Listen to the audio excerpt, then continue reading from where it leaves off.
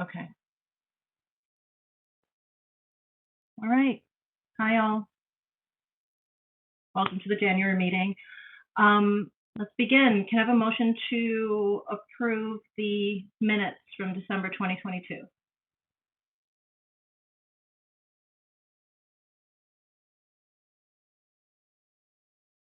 I'll motion, Diane.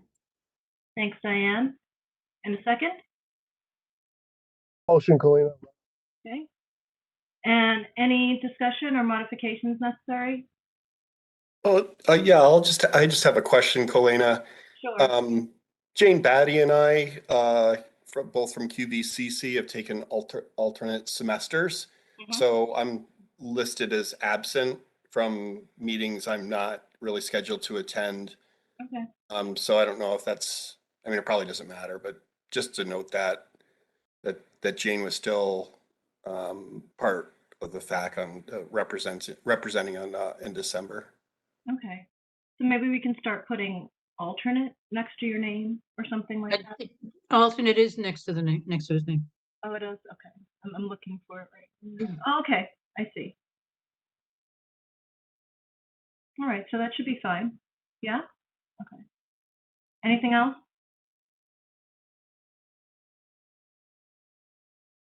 Okay. All in favor of approving the minutes as they stand?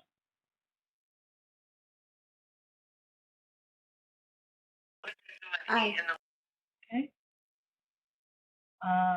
Any opposed? Do we have abstentions? John abstaining. All right. Let's move to the agenda. Motion to approve the agenda. All right. Thanks, David. Second. Second. All right. Any modifications needed? Be nice if I could speak. Okay. All in favor? Oh, I hear something. That was a mistake. Okay. All in favor of approving the agenda as is?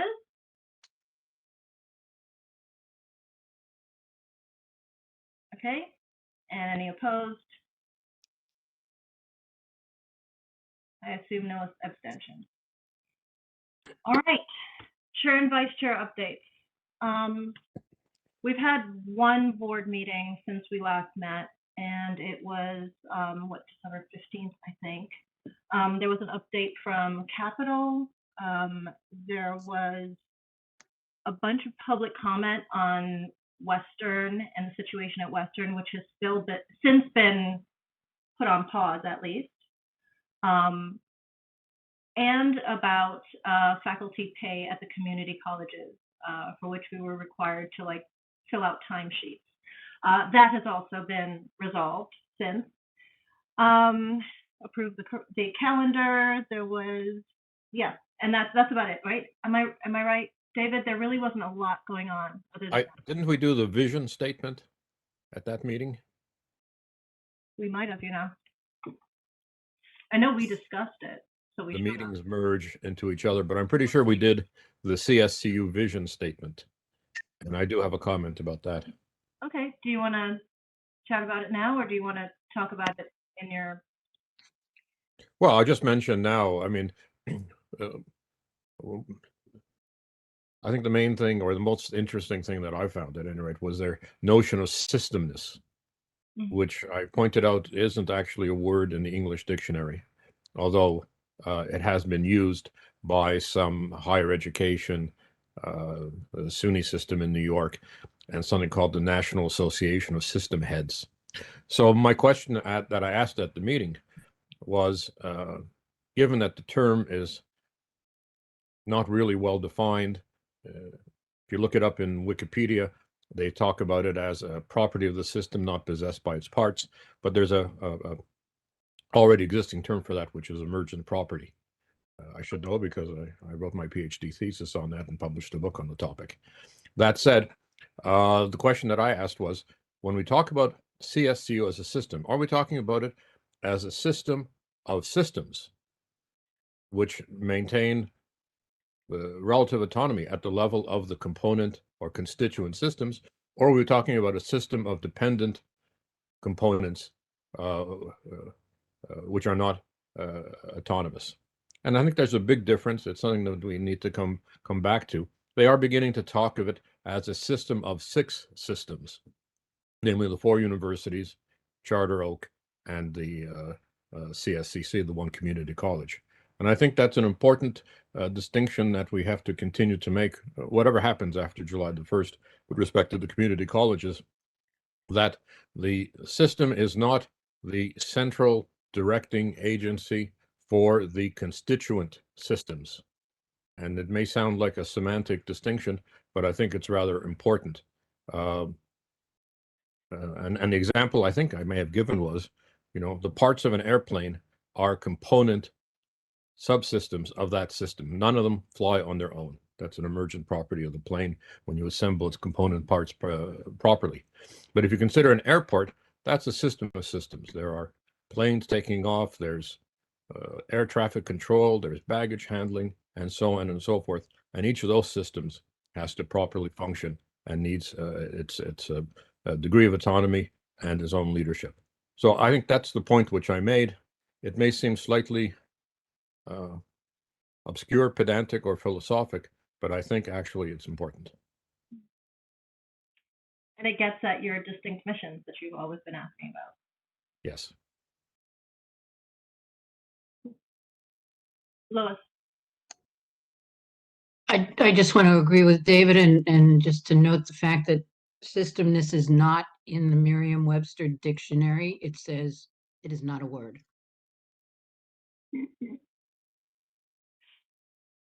It's like a truthiness, which Stephen Colbert coined, eventually got into the OED. So, I mean, if other people pick up on it, then perhaps it may eventually make it in there.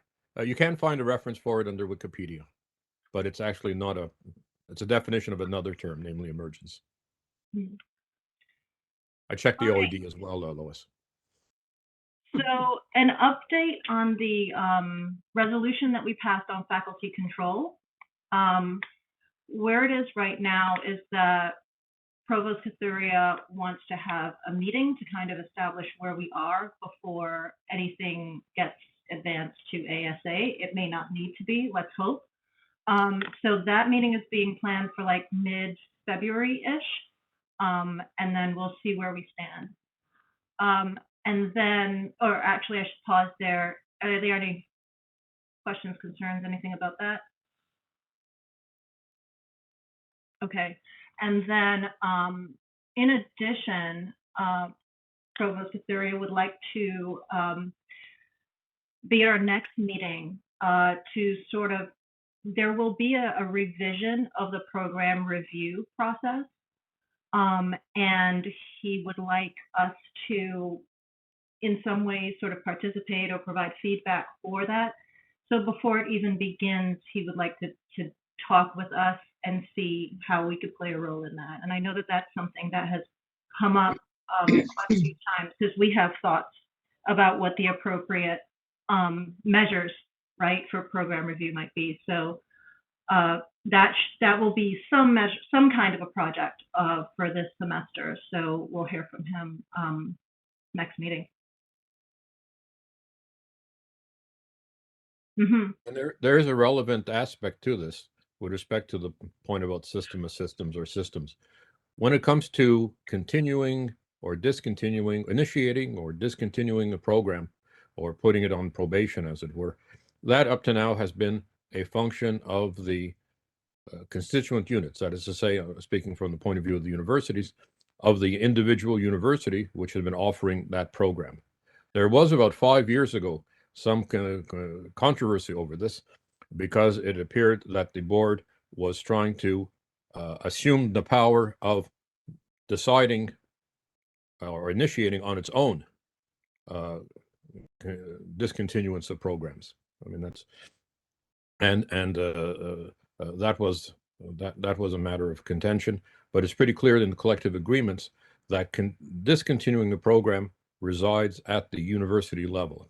Right? And that's an important distinction that I think we need to maintain. It's one thing for the system office to review programs and to have its indicators and so on and so forth. But there are two things to respect there. One is the distinction between the colleges and the universities. So there may be differences in how you assess a program at a college level where you're offering an associate's degree and at a university level where you're offering a bachelor's, perhaps even a master's, and in some cases a doctoral degree. And secondly, that the power to initiate or discontinue a program resides at the constituent unit, not at the system level. Mhm. Mhm. That said, I think it's positive that the system provost wants to consult with us, and we should have, I guess, a discussion at some point here at the FAC on that whole issue. Yeah. Seems like Can a I good just, opportunity. Yeah, Rob. I'm sorry to arrive late. We just had another emergency meeting here. But I wanted to say that when Barron, the fellow who's here for a short term to so-called help us through this, uh, when there had been a number of comments to the BOR after the BOR was over, apparently in that meeting, he said, "Look, you guys hired me to discontinue to deal with this crisis. Discontinuance is what you asked me to do. That's what my job is." So he's thinking it coming from the BOR. Mhm. All right. That's it from my sort of just update or report. David? Well, I've sort of said what I had to say about the vision statement, but that comes back in the CSCU 2030, which I think is an agenda item that we have in separately, since it's that plan is supposedly an implementation or is based upon their vision statement. There was no meeting that I may have missed one, but I don't believe so. I don't think it was a meeting of the Finance and Infrastructure Committee, which I would normally report on. But of course, that's in the CSCU 2030. But that is coming directly from the system office. That's not coming from the Finance and Infrastructure Committee of the board, Right. as far as I can tell. Okay. And is there any progress? I know that I forwarded one resolution, you forwarded the other. Was there any response? Not that I received. Okay. All right. Okay. On to universal observances. So this, right on the document, it says the number of bodies or folks that it's going to be shared with for feedback. I'm going to share my screen in just a sec.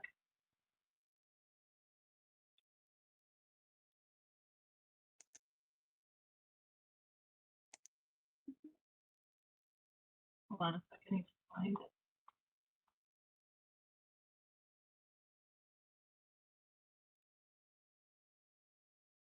Oh, good Lord.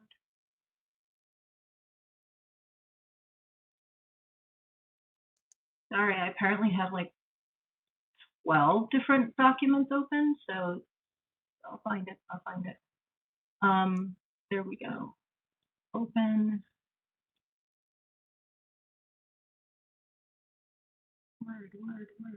There you are. Let's hope I found the right one. Oh my gosh. No, and I can't stop. Okay. Can somebody else just share the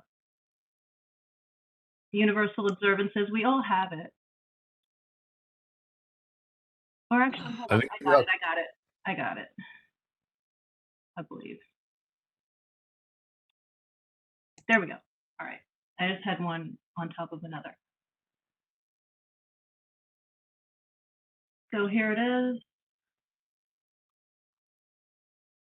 I'm trying to zoom in.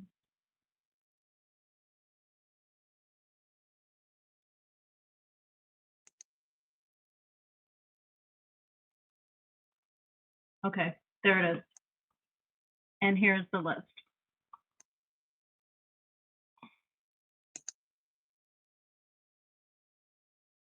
Discussion? Kalina, did you want me to talk about this or? Yes, please. I mean, this is Mike Shea from Southern, and I'm on the calendar committee as the FAC representative, and that's a holdover from like 4 years ago. So I just want everybody to know if anybody wants to do it, I don't mind doing it. And if anybody else wants to do it, that's fine with me. I wasn't officially reappointed. I just started re-going by FAC. I wasn't officially reappointed by FAC, but when they had their meetings, I went because I was on the list. I got on the list because, I got on that committee because I wanted to change the calendars, as a lot of us want to do, I think, and get better arrangements. But with the contracts, and it's just impossible. Believe it or not, the calendars they come up with are the best they can do, given the conflicting constraints from different unions and the different calendars. And we're not happy with it, but it's nothing in the fall for the CSUs, for instance, until Thanksgiving. We want to try to get a Columbus Day in there, a 3-day weekend. It just doesn't work. So, and I don't want to explain all that. I just want to let you know that if you do get on the calendar committee, if you'd rather do it instead of me, you're probably not going to be able to get done what you'd like to get done, because I certainly couldn't. And it wasn't because people wouldn't listen to me. It just wouldn't work. So we can talk about that. In any case, this is a different situation. This wasn't the full calendar committee that put this together, because this is not the official calendar for the contracts. This is simply a list that was handed to a subcommittee of our committee to try to come up with advisory information for faculty about what kind of holidays are out there, in case students or faculty are taking a holiday or using a holiday that is unfamiliar to others. So they're just trying to be inclusive. This list came from a subcommittee of our calendar committee, and it went to everyone, as Paulina was showing at the top of this, from Greg DeSantis. So they're looking for tons of feedback. They're interested in feedback. They want to try to make this as inclusive as possible. It's simply informative. It's not the official holidays that are in, some of them are in here, but there are many more holidays in here than are officially recognized in our calendars, with classes off or staff off or things like that. So it's a pretty, I think it's a genuine attempt to try to make us all aware of the different holidays that people may want to observe. And it's simply meant to be an advisory and informational. And if anyone wants to change it or make any suggestions, it doesn't go to me because I'm not on this subcommittee, but it would go straight to Greg DeSantis, I think, or it goes straight to Greg DeSantis, who's the one who distributed this to us and to campus-wide, system-wide, to a lot of different constituencies on campuses. All right, I'll stop sharing so we can just kind of discuss now. Unless folks are going to. Do you want me to call on people, Kalina? Oh yeah, hands. Yeah, go for it. This is all you. Lois and then Brendan. No, I'll go last. Ron and Brendan were for first. Okay. Brendan and then Ron. I wasn't sure. So should we just email like comments then, or like is FAC trying to come up with a slate of things we'd like to change? Like what? I think it's both. I think if you have individual concerns, you can send them straight to Greg DeSantis. But the reason it's on our agenda today is to actually, I presume, come up with any, to talk about it ourselves and see if we have a suggestion that comes from FAC. Okay, so yeah, the only thing, one thing that stuck out to me was the lack of Juneteenth. Vermont actually made that a legal state holiday in May of last year. So I don't know, maybe we should add Juneteenth. I think we should definitely request that be included. Okay. And then the other one, I don't know. I sent the calendar around to colleagues. One seemed to be joking about May Day or International Workers' Day, but maybe also was serious about it. So I thought I'd just forward that feedback. So It also doesn't have Cinco de Mayo on here. So, I mean, again, I don't think it would hurt. I mean, I mean, I think we should vote on our suggestions. And if it's a majority, we should send them through, well, the ones we agree on. And even if we're not all agreeing, I still think individuals can send forward suggestions. So I'm just realizing Cinco de Mayo is not on there either. So, I mean, maybe they don't consider that, I don't know if they sort of thinking of religious observances for the most part, but it's clearly not, because they have things like Human Rights Day. And so I think it's it's hard for them to do, I'm sure. But let me just go to Ron and then Jonathan. Thanks, Brendan. Thanks, Mike. I'm in my car, so that's why I don't have my camera on. So I apologize for that. But I think as any of us who have put together a syllabus know, that anytime we create a list, it's exclusionary. It's not inclusive. I mean, it's impossible to teach a course and include everything that we could possibly teach to the students about that particular topic.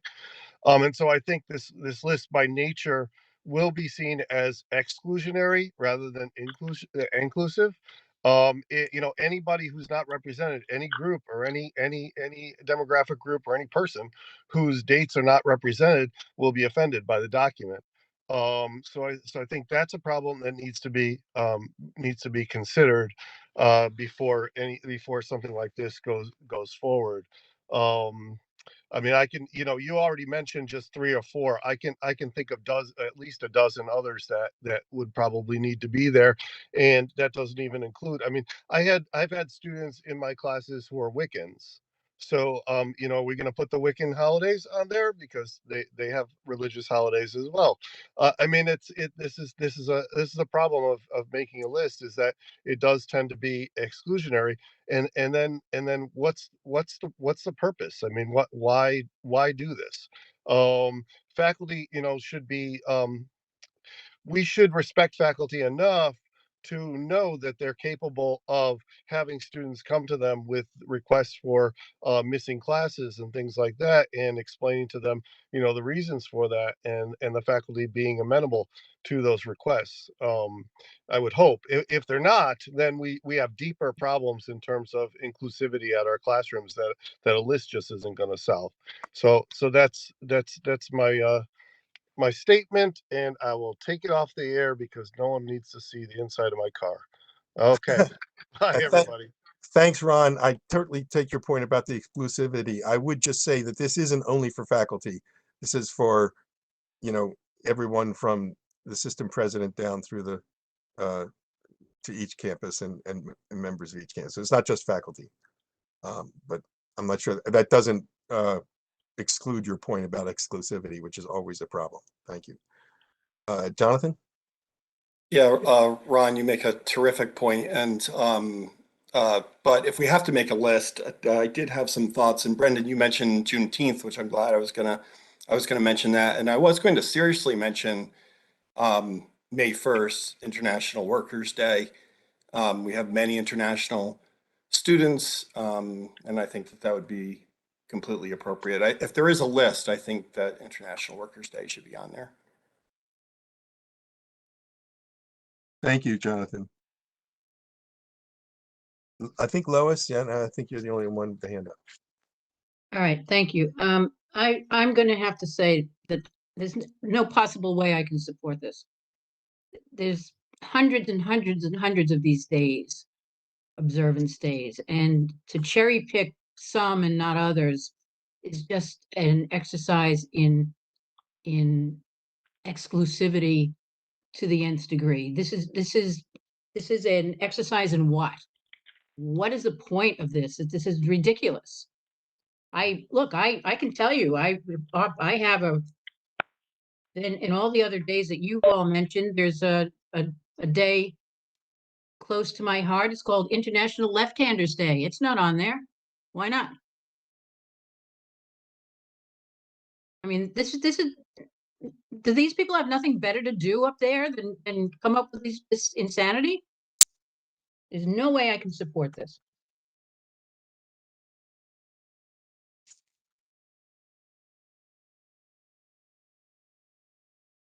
So I'm just making the report. So Kalina, as head of as chair, you might want to decide whether we want to vote on things or people make motions. I'm not sure how to proceed from there. I don't know why my camera was off. Sorry. Apologies. I have to, I think David is going to take over for me now. I just don't. David, you there?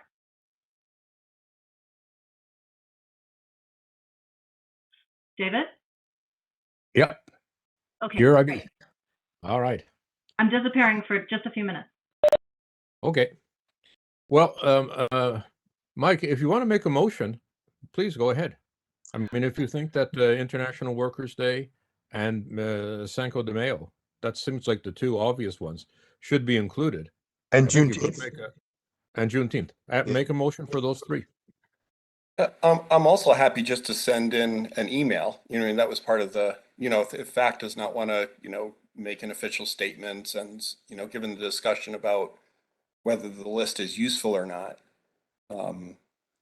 Well, I I think mean, all lists are exclusive, and that, you know, that's certainly true. I suppose, you know, anything like this should have a, yeah, and we've always had lists of holidays and dates that are, you know, are going to be officially observed.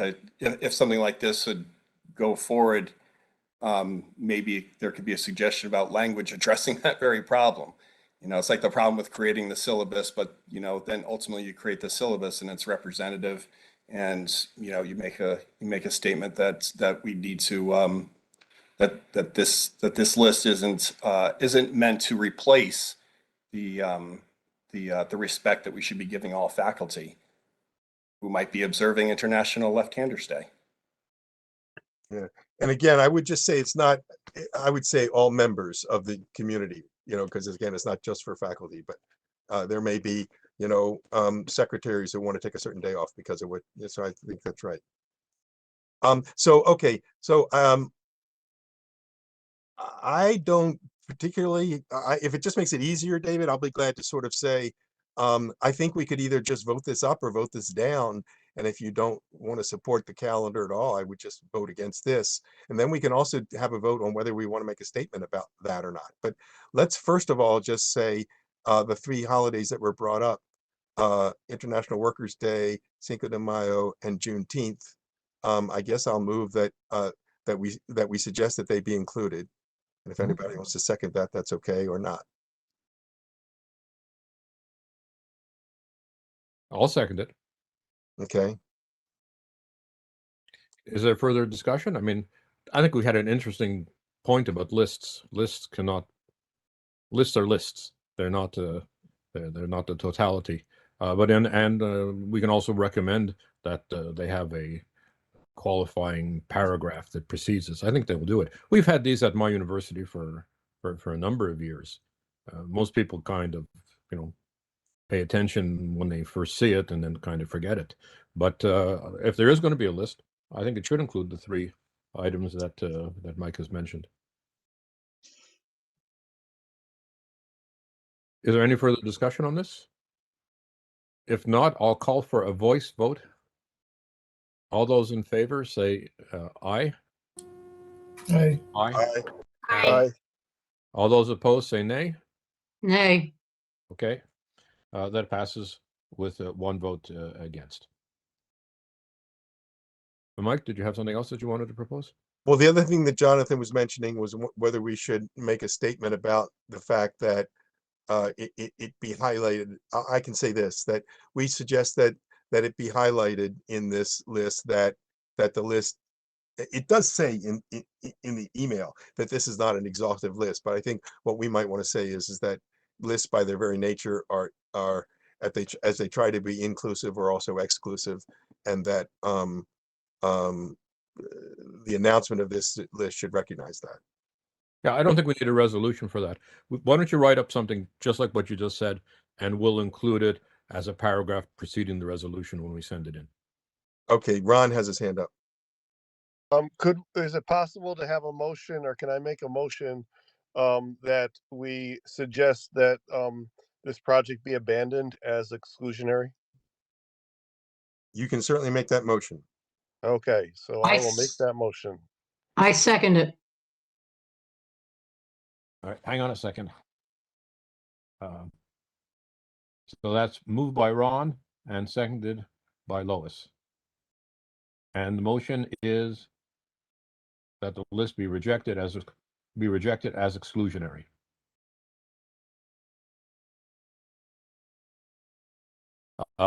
Okay, so I will put this to a voice vote again. Those in favor say yay. Yay. Hey, Those opposed say nay. Nay. Nay. Wow, that's pretty close. Let me see if I can set up. And David, we'll have to come back to it. David, maybe we should, just before the vote, maybe we called the vote too fast. It might be that somebody else might want to comment on that, the second motion. Yeah, because my voice vote, it sounded tied to me. Yes, no, I think it was. So maybe we And could just so- ask Yeah, if, go ahead. if anybody else wants to speak to that second motion before we revote, or before we vote by I Well, presume you're going to we count the can votes. vote in the chat. Yeah. All those who have a vote, I'm going to ask them to vote yes or no.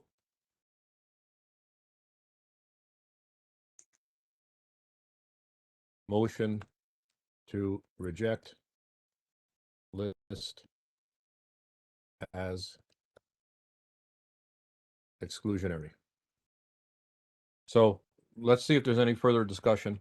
And if not, I'll ask each of you. So some people who are here don't have a vote, but each person who does have a vote to vote yes or no. And hopefully I will be able to tabulate that. Because I see I have only a teeny little box here. Did you get the message, by the way?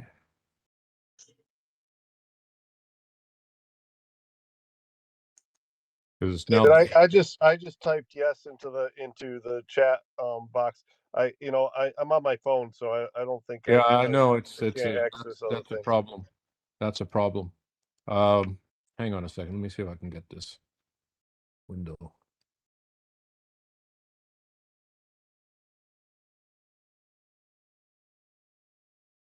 Because I don't see anything showing up.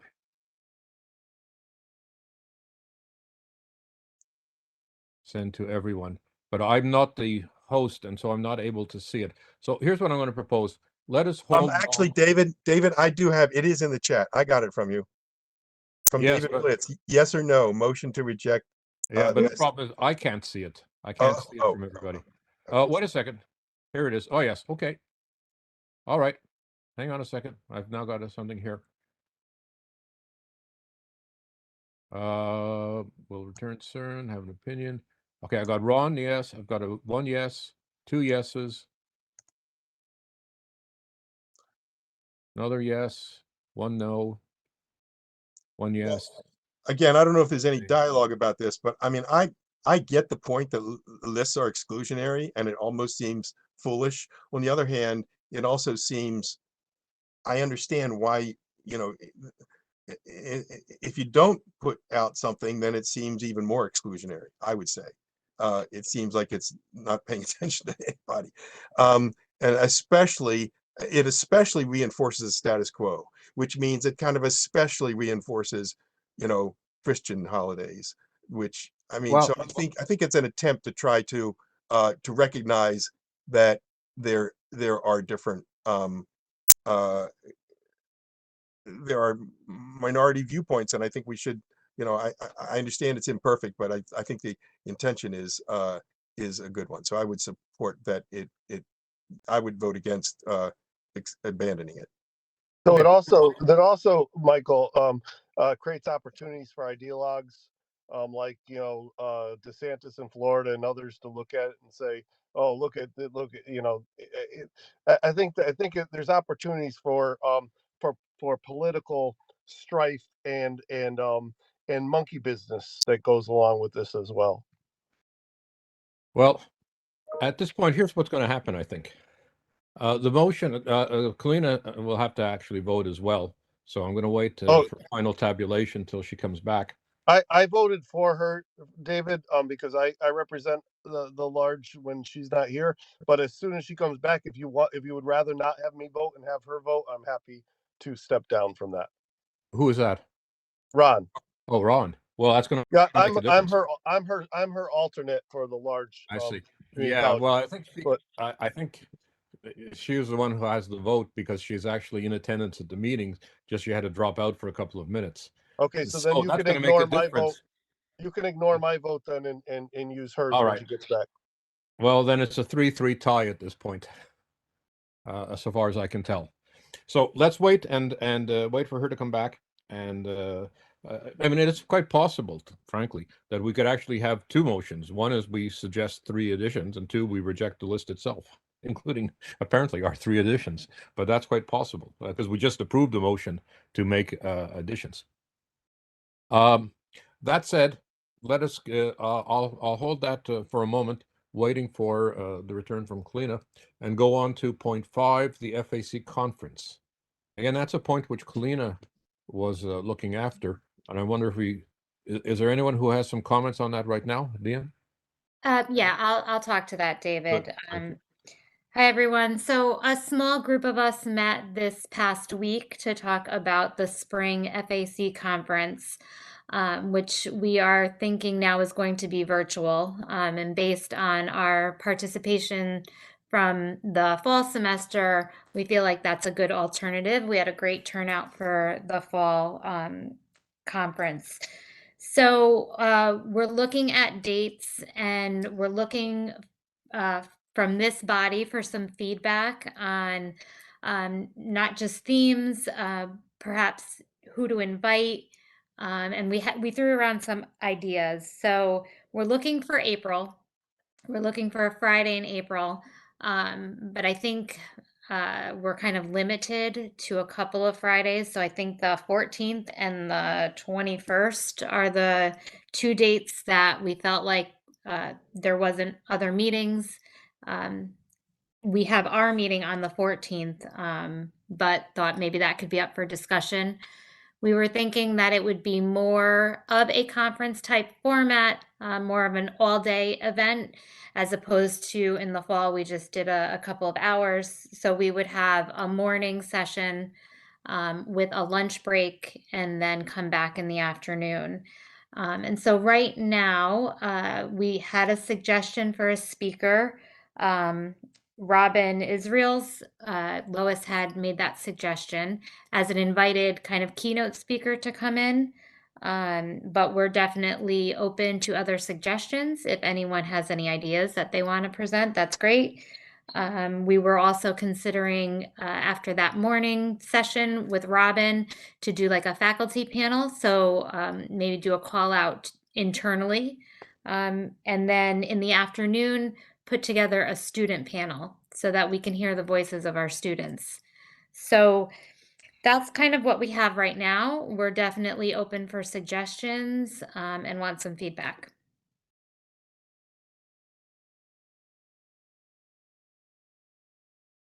And what were the topics again that you were considering? So Robin, and I think Lois, maybe you can speak a little bit more as to what Robin, but Robin focuses on the cost of completion. We're thinking about how do we measure success. I think I wrote down how do we contribute to society. Do you remember if there was anything else we threw around? I think it was the cost of completion and looking at retention and graduation versus education itself. And she's from the CUNY system. She teaches at a 2-year school in the CUNY system, but this certainly can be what she wrote. This is a book right here. Could certainly be translated to any public higher ed issues and concerns. So Also, her link was Sorry? in the link to her bio was also in our agenda. So if people wanted to find out a little bit more.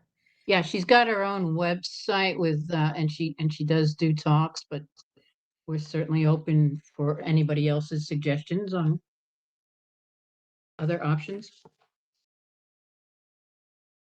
Mary Beth, you have your hand up? I do. I don't have a suggestion for another speaker. I think she sounds great, but I was just going to respond to the idea of a student panel. I think that's a really great idea, and I don't think we seek out input from students enough. And I think it'd be a really interesting way to give students some great experience at being on a panel like that, and also, you know, be able to kind of get their thoughts on some of the topics. So I like that idea a lot. And one of the things we could do, we could ask the folks from the Student Advisory Committee, who are, you know, not usually very active. Yeah, we had Right. some ideas. Each of us had a couple of students that came to mind, but we certainly can, you know, broaden selection out. We want to make sure we have a nice representation of our student population. So if you have suggestions, that's great. We would love to hear that. Good. Are there other further comments? So you're thinking of April the 21st, right? Because Well, if we have the April 14th as a date for the FAC, that's kind of fixed in stone. We have to then go and get that modified on the board agenda and so forth. Consequently, it seems to me that the 21st would be more advisable. yeah, we looked at April and it's kind of jam-packed with a bunch of things, so we're just eliminating as we go. So yeah, I think that was one of the dates that we threw around. Well, maybe we could confirm that. And so we'd have something, you know, definite to aim at in terms of inviting people and figuring out, you know, the technical aspects. I take it is your proposal for this to be online, in person, hybrid? We would have loved to have an online type of event, but I think we decided that the timing is just too short. We're not going to be able to pull that off this year. So we're thinking it's going to be virtual. Okay. So could we focus then on the 21st, subject to, you know, last minute changes? What do you think, Lois? I mean, we still have to confirm. Well, I do have a concern with coming up specifically with the date right now, although I know we're kind of in a corner here, but we don't know who we're going to be able to get, Okay. who might yeah, be I understand. available that day. Yeah, you're right. Okay. I think we just want to put some feelers out, and maybe by our next meeting, we'll have some firm confirmations. Does Right, and our anybody next else meeting- have any other ideas about about speakers? Don't all speak at once. Alrighty. Well, if anyone does come up with an idea after our meeting, you could always email us and we can, you know, we'll connect with you about that. Okay, thank you. Updates from the previous, we are now on to NESHU public comment.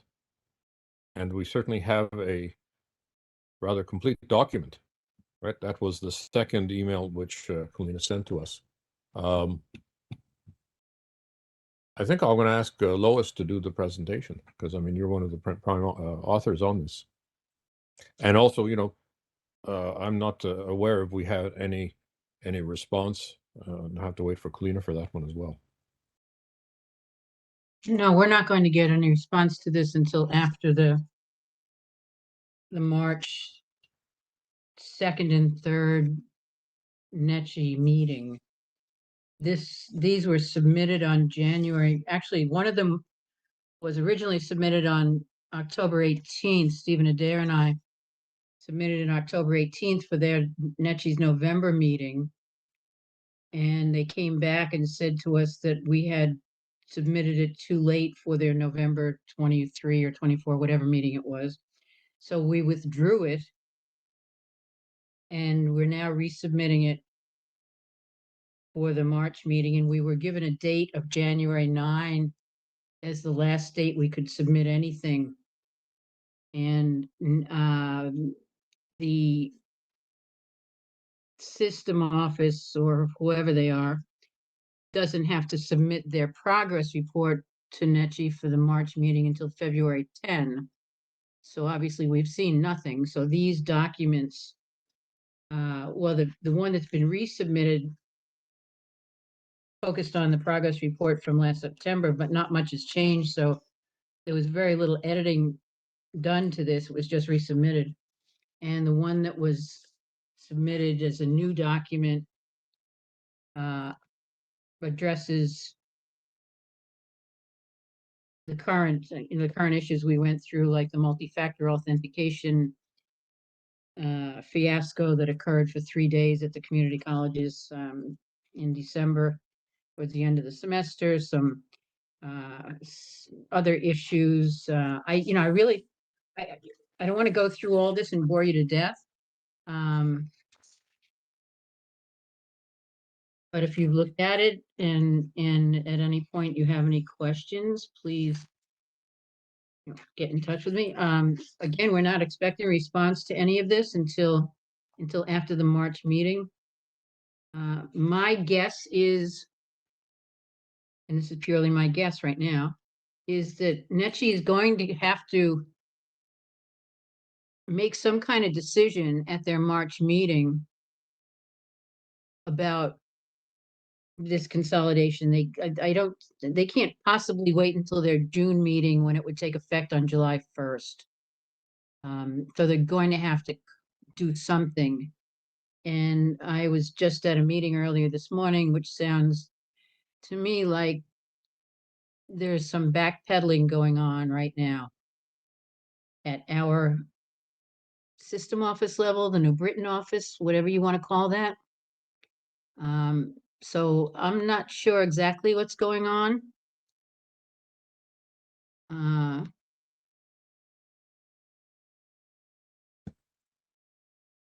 I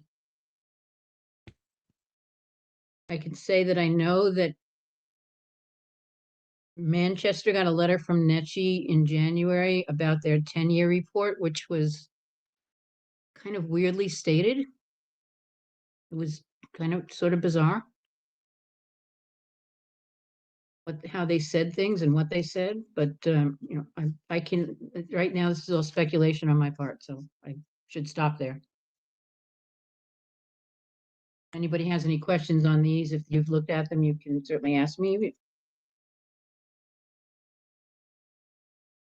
I have a quick question.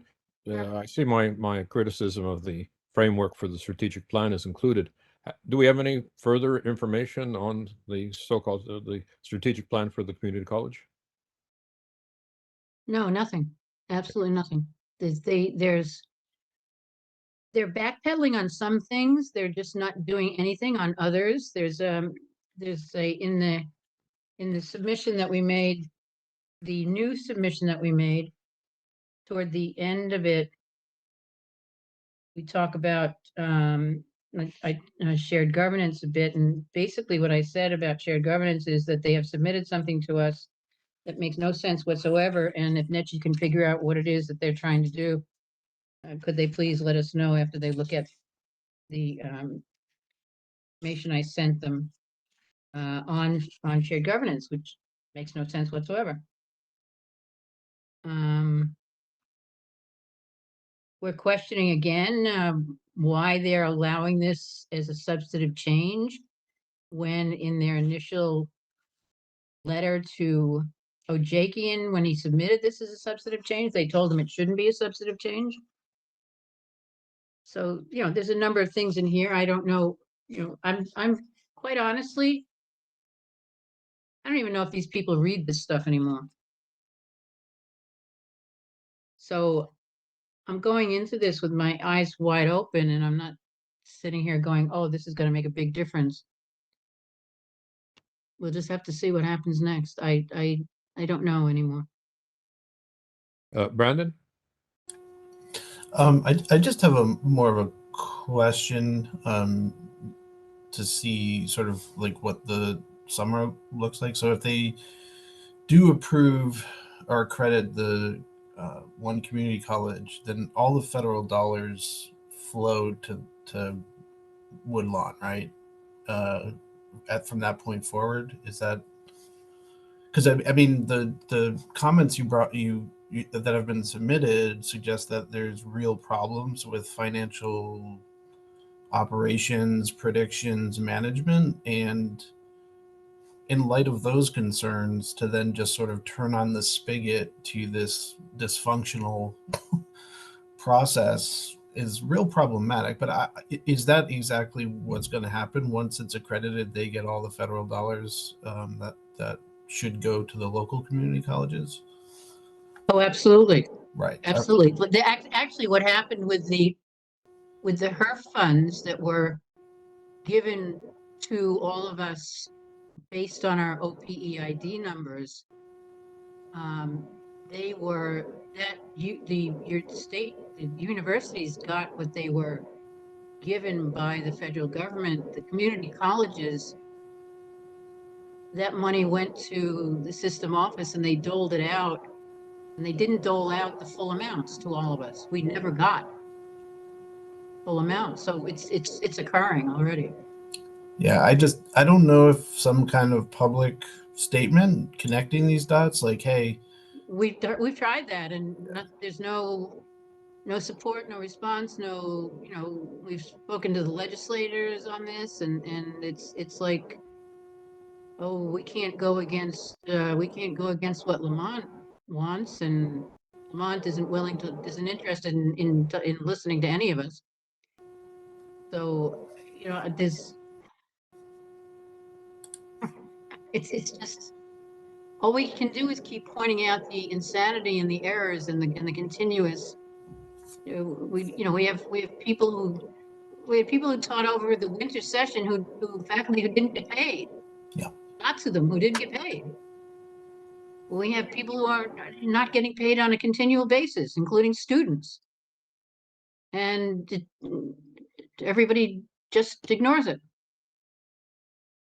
So, we keep trying to bring this stuff up, and we keep trying to write about it. And as I said, I'm to the point now, I think in the latest public comment, I made a statement at the end of the narrative where I say, and I'll just say, I'll read it to you. We sincerely hope you have taken the time to read this document, because you probably didn't, and you probably never got this far.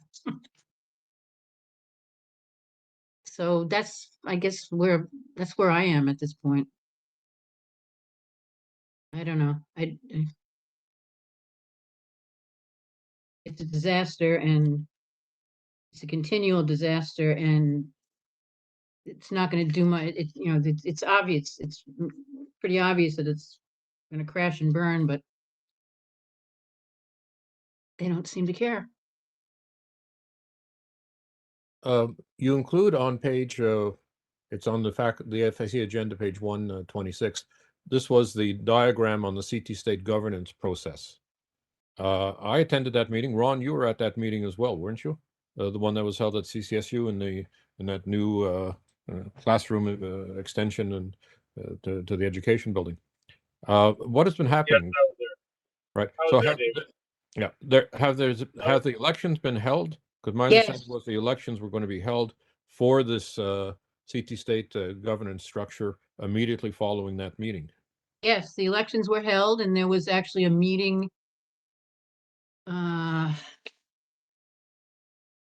last Friday, maybe? Yeah, Last Friday of the curriculum, the quote unquote curriculum, whatever the hell they're called, council or something. Congress met that morning, and the governance people met that afternoon. From what I heard, I didn't attend either one of these. From what I heard, not much was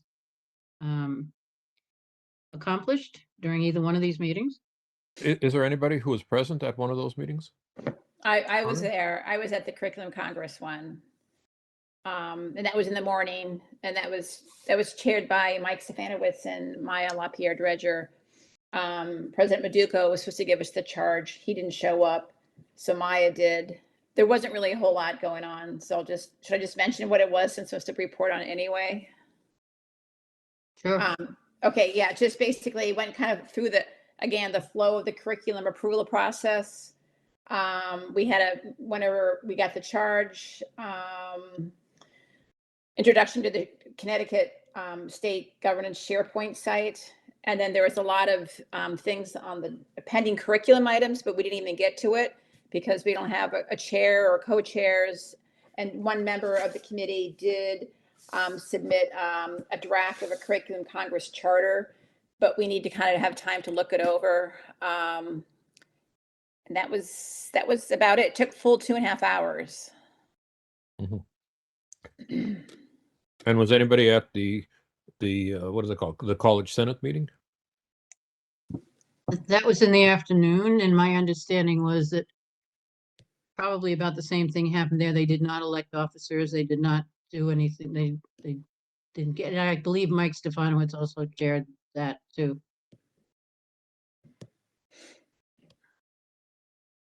Okay. Because I did attend that meeting. It was interesting. And the only thing that struck me was there is now sort of grudgingly an inclusion of campus Senate bodies. Although, of course, the role and the scope of their action is not well defined. And it's unusual to have a curriculum Congress which doesn't report to the Senate. David, can I speak to the local aspect? So, yes, go ahead, Ron. So that was something that I was pushing for, and Maya reluctantly put it into the plan. But when our local shared governance leaders met with our CEO, she told them that we would need to completely revise anything that we would have locally, and that it couldn't be called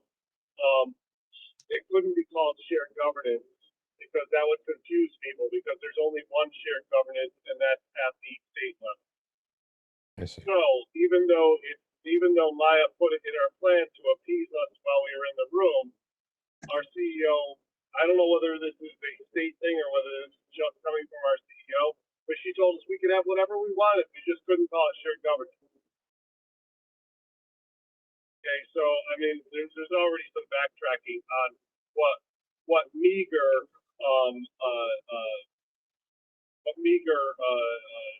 input we got in terms of local feedback.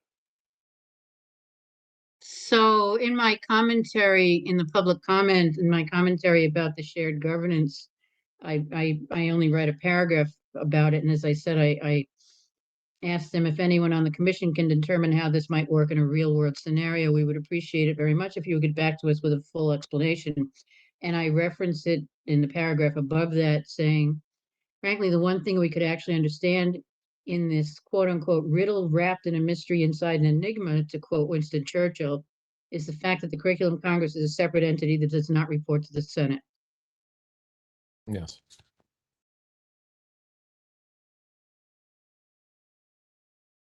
All right. Well, these are matters to which we're going to return, obviously. Our next meeting is, I think, towards the second week of February. So we'll have time to get further information. I see that Kalina is back. Kalina, hi. So here's a report on your absence. We had a spirited discussion and a divided vote on the question of rejecting the list as exclusionary. By my calculation, the vote without you was 4 no and 3 yes. Yes to rejecting? No, yes to approving the motion to reject the list as exclusionary. Gotcha. There were 1, 2, 3 votes. See, I know how to avoid controversy. And there were 4 votes for no. So you have the option, I think, of either continuing with that vote as 4 no and 3 yes, or if you added your vote, perhaps it might make a difference. I'm not sure. Do you just want to leave it at the current 4 no and 3 yes? I think the split vote is plenty informative. Okay. Well, we'll indicate that in forwarding the first resolution. Yeah, that because I there would like was to hear a discussion. Okay, so that we will include reference to the fact that certainly a sizable number of the FAC considered that any list is exclusionary and should be rejected as such. All right. Okay. We've just finished the discussion on, where are we now? On the Neshi report. Okay. Right. And it's clear that we need follow-up on the governance process, shared governance, and all the issues related to that. I'm trying to get to the agenda back to where we are. So we would be, yeah, we sort of discussed the update from the first meeting of the CCC shared governance bodies. Okay. Is Carmen here? Did Carmen? Yes, Carmen gave a report. Do you want to summarize it for Helena? No, that's fine. It's fine. Yeah. I don't want to hold you up anymore. I'm sorry I had to jump. I think on. what we can say is that both these the Senate and the Curriculum Congress met for several hours each, one in the morning, one in the afternoon. They didn't elect officers. They don't have a charter. The meetings were led by Mike Stefanowicz and Mia. I think that's probably a summary. Yep. And we're expecting bylaws by the next meeting and the election of chairs. Yeah. Mary Beth has a hand up.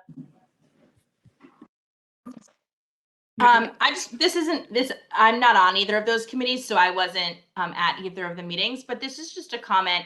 And I remember actually Ron mentioning this earlier before the elections even took place, but as expected, the smaller schools have much less representation on a variety of different, committees and things, because when the vote happens, system wide, there's less people at the small colleges who know people to vote for people. So like, for example, we don't have a representative on the Curriculum Congress. And so now one of our faculty is going to sit in as a non-voting member. And so there's question of like, well, is this person going to get the same release time as if they were a voting member, because nobody from our school got elected onto Curriculum Congress. So just an interesting point about how the elections worked. And they didn't factor in the size at all when they were doing those elections. So just a comment to put on the record.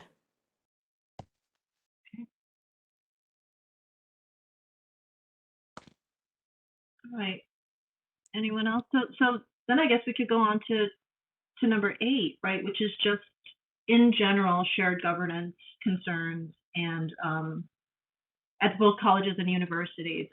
In addition to the representation issue you bring up, Mary Beth, for the structure of CSCC governance, there's also the question of the fact that at our mini conference, we updated everyone on the fact that unions managed to sort of agree to preserve department chairs, but now it's just not clear what on earth that means, given that there are no departments really.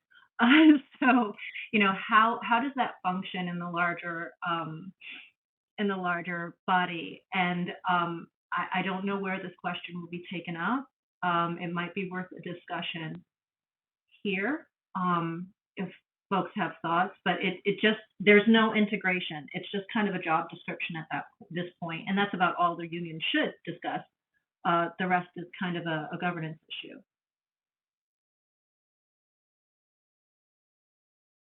Now, I've heard from department chairs in the system who are kind of annoyed because they don't know what they're supposed to do. If there's no immediate feedback now, I want to suggest that can we recruit department chairs from the colleges to have this conversation? Right? So can we, like we as FAC reps, reach out to these department chairs and see if they want to weigh in on what questions need to be asked? Anyone? Good idea, bad? Yeah, I definitely think that's a good idea. I've already talked to some of our department chairs on our campus, and I'm sure I'd be able to get a lot of feedback from them.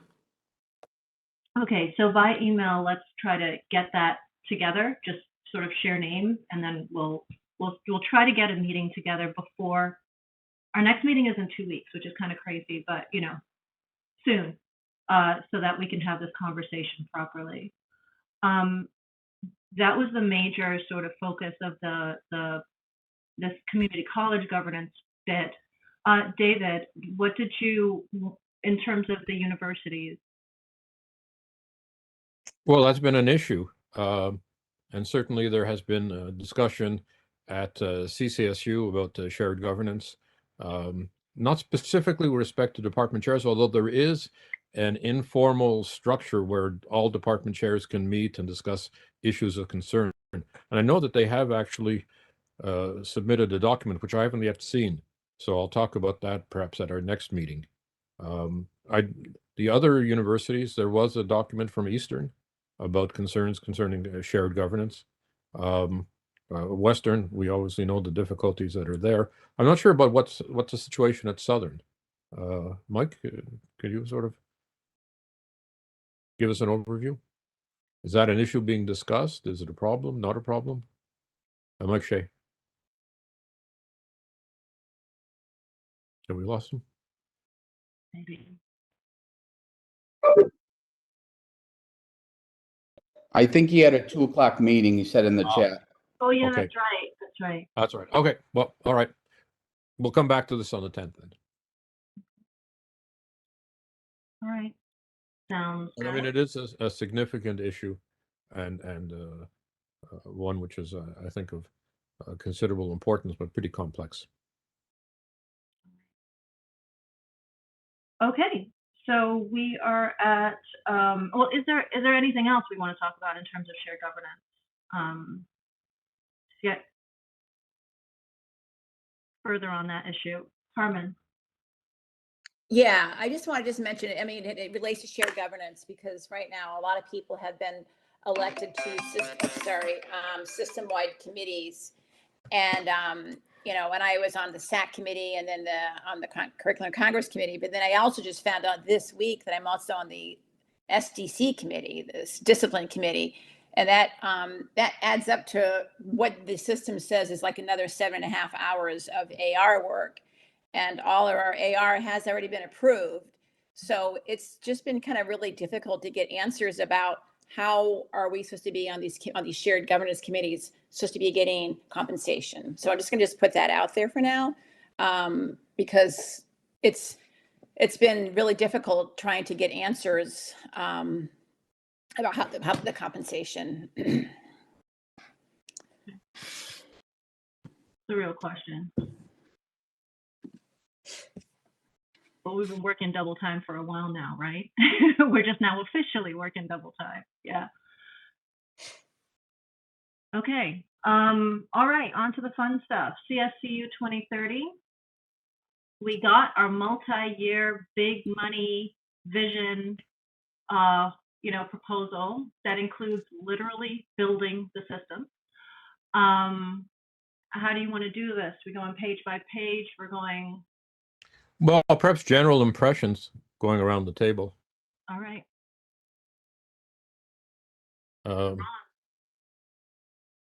Let me start perhaps just by mentioning, I think pretty well everybody has noticed on page 10 of the brochure, and it's quite clear. I mean, what we received and what was also submitted to the general public is a brochure. It isn't as such the details of the plan, although there is the financial package, which does go into down to the last dollar, what is to be allocated in each particular category.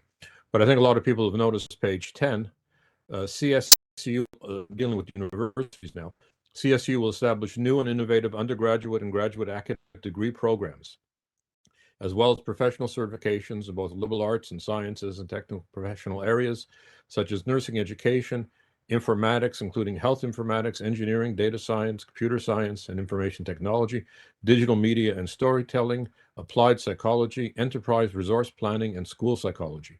So, I mean, one of the questions that has been asked is, where did this list come from? And there was obviously no consultation, certainly with us, and I doubt with any other faculty, as to that list. But one can always respond, well, this is just indicative. Nonetheless, the next sentence is more prescriptive. It says, some programs will be developed as consortial degrees, with faculties from multiple campuses coming together to teach collaboratively in online degrees. These new online consortial degrees will provide increased opportunities for students from all corners of the state.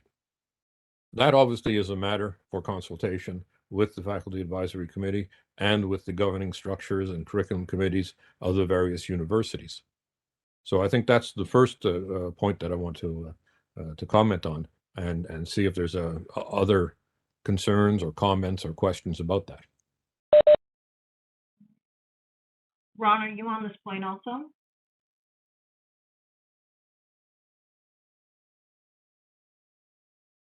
Ron? He was in his car. So Sorry about that. I'm in my car, and we are in heavy traffic in Hartford right now. I'm not driving, so there is that. Thank God. Okay, so I just wanted to say that most of the asks in there, because it looks like it's a document that's asking for money, most of the asks in there are things that have already been asked for, and many which they've already received. It's like they put together, like, oh, let's see, wraparound services. Well, they called that guided pathways advisors, and then they went and hired them all, and they said they were going to pay for themselves. I mean, I remember Ben Barnes coming to us and saying, oh, these are going to pay for themselves. We don't need any money to pay them after the first year, or after we use the HERF funds to pay for them. We won't need that anymore because they're going to expand enrollment to the point where it's going to pay for themselves. And now they're going out and asking for money to do this, right? In terms of capital bond stuff, we have a building at Noxic Valley, okay, that has been on the top of the list for capital bond funding since at least 2020, okay, and I'm sure that's what one of the things they're referring to when they put in this plan, that they're going to do a capital campaign. So now they're asking the legislature for more money to do things that they've already done, or they've already received money for. So my question is, well, what exactly are they going to use the money for, since they've already done these things, or they've already received money to do these things? And so either the money was not spent wisely and not spent on the things they said they were going to spend it on, or this money is being spent on something else other than what's in that plan. So it's just, if I were a legislator, those were the questions I'd be asking. Brendan? Yeah, so we've spoken about this proposal at a union meeting, and I guess it's kind of spinning its wheels at this point in the General Assembly, because there doesn't seem to be any plan to convince anyone that this should be done. And that's my review of what's been discussed. Now, I think part of the problem is that, we just were talking about shared governance. We are the faculty voice to the BOR, and I don't think we had any input to this. So that's a problem. But, I don't even know if it's worth criticizing this thing, because I think we all buy into the notion that all our campuses need more resources and the students deserve more resources. So, the question I would have is, like, what can we do to help this thing gain traction? Have the regents actually voted in favor of this thing? Can we collaborate with the regents and also student representatives to help this get traction in the governor's office, at the General Assembly? Like what's the plan for making this happen, and what's the timeline? Like, I have no idea at what point people want this thing to be approved. So part of the reason why I don't know that is that it was developed. I have not seen any of the development of this thing and the planning behind it. So those are just my takes on it, but I have not heard optimistic things about whether this is actually going to get through. So that's all I'll share. I think it is going to have to take a lot of coordination from us, because the expectation is that there's not a big appetite for spending from the governor, right? So we're now going to have to petition the legislature to raise even more money. The question is whether we're going to be asking the legislature to like just bring us back whole from a big, like keep us flat, or if we can actually aspire to big things like this.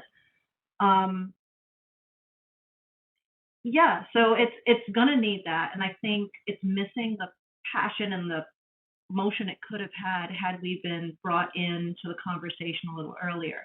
Like we did have that forum in December where, this is kind of what we were asking. We were asking for this sort of ask, but it would have been very nice to have some input into what the vision is, right? Because we're also talking about the vision for a system for a while.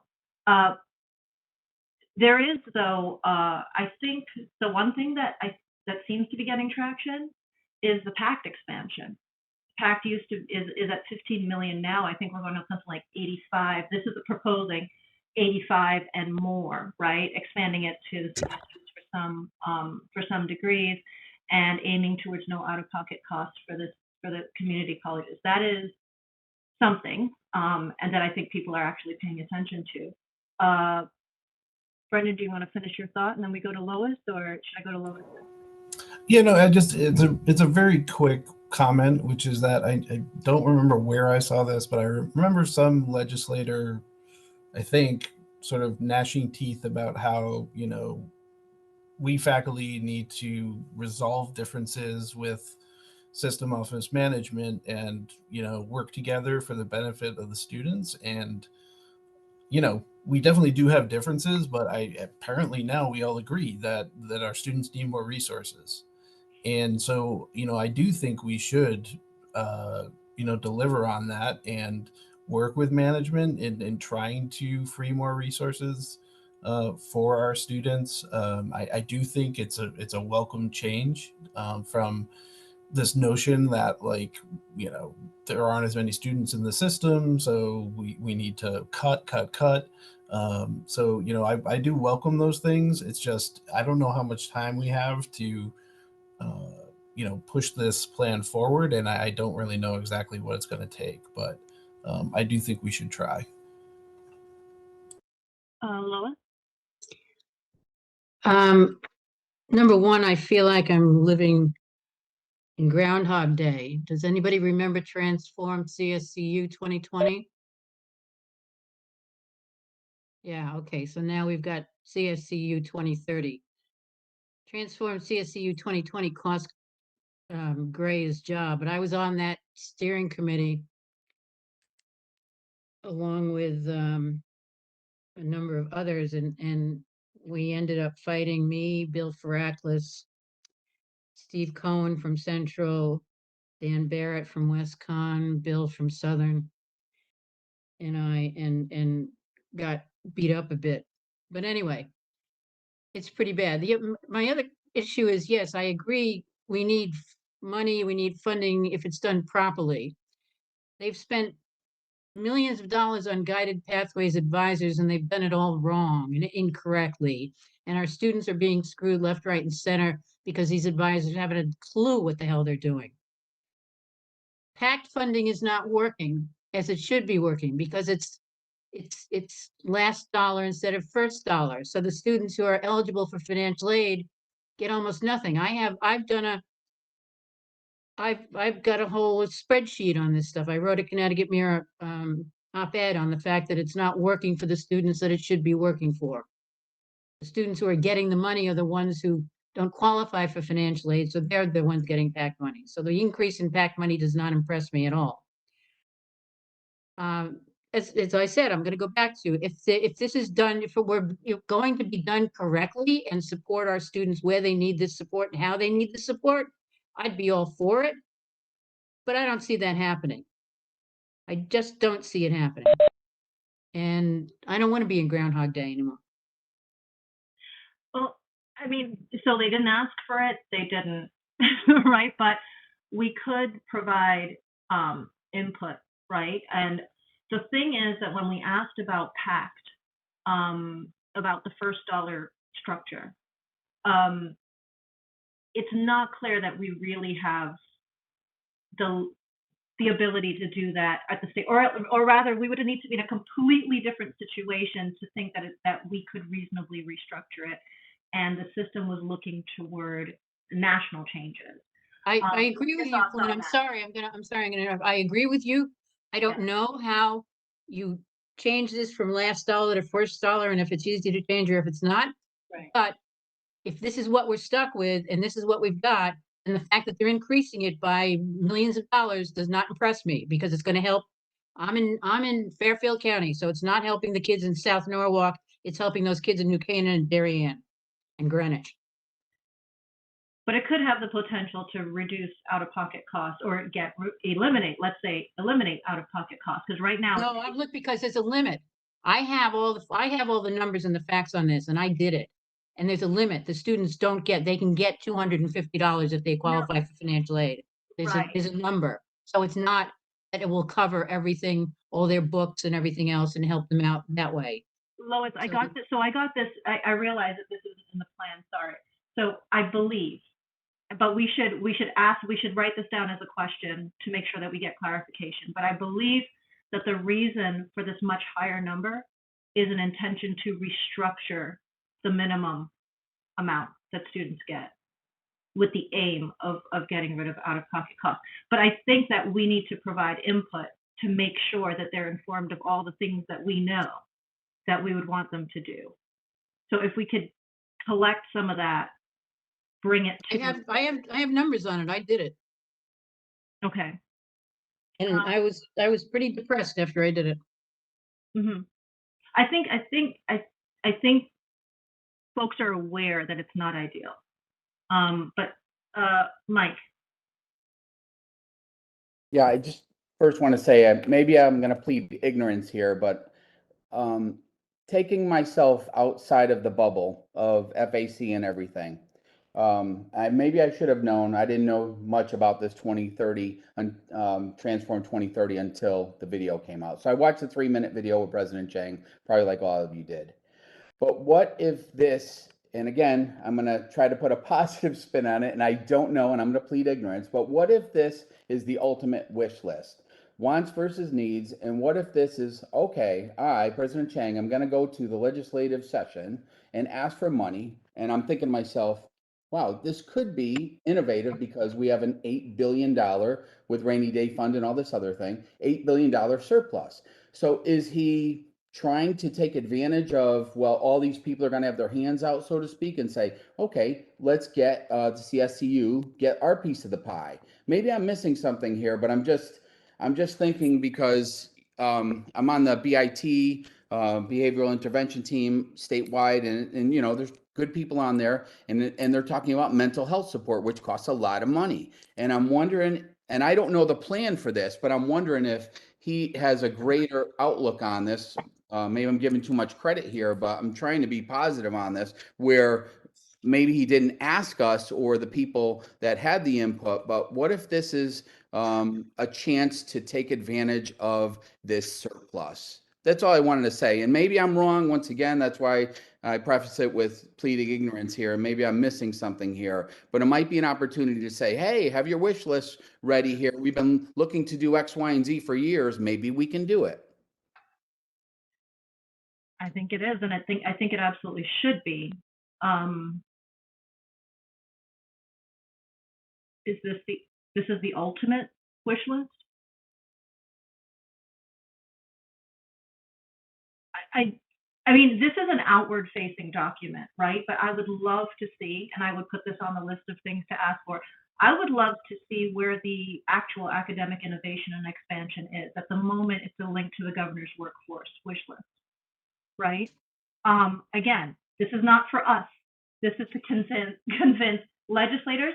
So giving them the benefit of the doubt, there should be something else.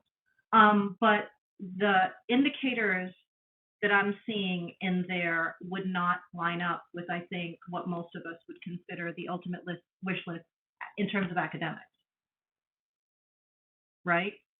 Does anybody else have anything more to say about that, David?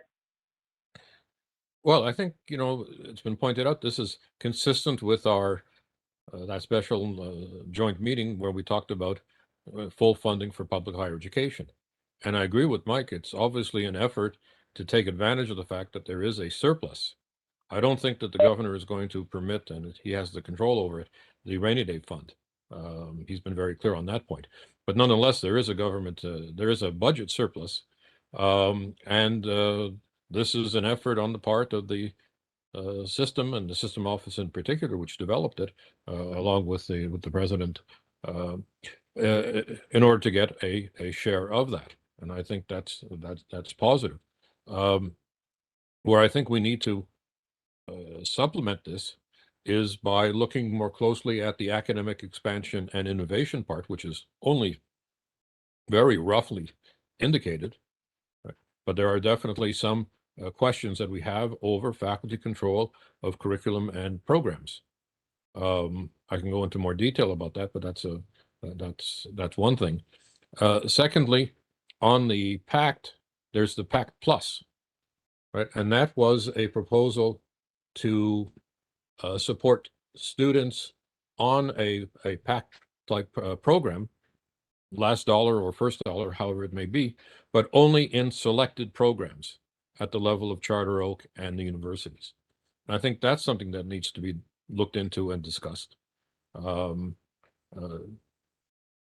The other issue is, it is not, I don't think it's Transform 2020. That was the Boston Consulting Group's imaginary 42 objectives and God knows how many objectives that went nowhere at the cost of over $2 million. But this is sort of a mirror of CSU 2020, which gave about $1 billion back in 2010 or so to the 4 CSUs, 4 buildings. And I know that at my university, it made a considerable difference, producing the social science hall, producing a $60 million refit of 2 buildings, in which, for example, I have my offices, and so forth. So it made a significant difference to the campus, and it did to the other CSUs as well. So this extends that to the community colleges, right? And as well adds another $1 billion for the universities for what they call, sorry, I'm just getting the terms here, programs and projects. But programs aren't academic programs. Programs are just what goes inside buildings, and including renovations. And projects are building projects. And I note some of them are quite, there's quite a large sum of money. Ron mentioned the question of Asnuntuck, and there are 2 phases of renovation of Asnuntuck for $102 million. I'm going to mention the ones that are over $100 million. There's the interesting CCC/COT for $350 million, for which there is no explanation in the actual brochure. So CCC would be Capital Community College, I take it. And COT, I'm guessing, but I don't know because I have no information whatever. And I think that's a question we need to ask. Maybe that's College of Technology. Maybe they're planning some $350 million. That is a very large complex to build. At CCSU, my university, and I see that there are some colleagues from CCSU who are here, but I don't know if they're the ones who would have information on this. $167 million for 2 phases of STEM. I've never heard of this. And so this must have been some project which has been proposed, but has never been discussed in public. And then the $129 million for a sports facility at Eastern. Those were the 4 major ones, 2 at community colleges, 2 at universities, and then there was others in the $50 million ranks. So I think we need some clarification as to especially what the $350 million for the CCC/COT is. Does that mean they're planning on a brand new campus for Capital Community College, including a internal College of Technology, if that's what COT stands for? I don't know. So I think that there are some, positive things here, and in general that This would be helpful because always more money is better than less money. But on the other hand, there are issues to be clarified, including the consortial online programs at the university level, the PAC Plus at the university level for selected programs, and some of these issues concerning projects and programs for buildings and the contents of those buildings at the community college and university levels. By the way, I'll say one other thing. This is a result of surely the consultations that were done at the level of the system office only. And I think that they are using as umbrella for it the vision statement that was approved at the last meeting of the Board of Regents. But the vision statement was rather general. It wasn't a strategic plan. And normally something like this would be the consequence for the implementation of a strategic plan. And I just don't see that. So those are my comments.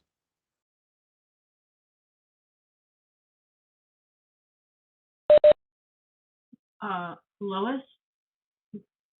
Brendan, you had a hand up too, right? Oh, I'm going to put my hand down. But Lois. COT is the College of Technology, and it is a college that doesn't really exist. It's a bunch of faculty in the technology area that are together in programs that are part of the College of Technology. So if they're throwing money at something called the College of Technology and they're building a building, I'm not sure why they would be doing that because it covers the whole state. Unless they're planning on turning all those programs into online programs. And then why would they be building a building if they're doing that? Good question. So these are things that we're going to ask at the Finance and Infrastructure Committee, at the Academic Affairs Committee, and at the board.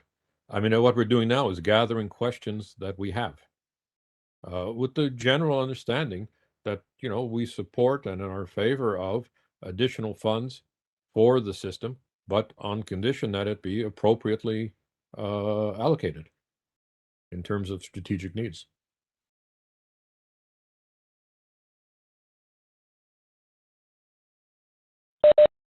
So had we been part of this conversation earlier, and have we had any idea of how comfortable we actually are with the actual details of this plan, I'd be like, rah, let's jump on, you know. So in terms of timing, right, the appropriations agency hearings are usually held between, like, they should be between the 13th and the 24th of February.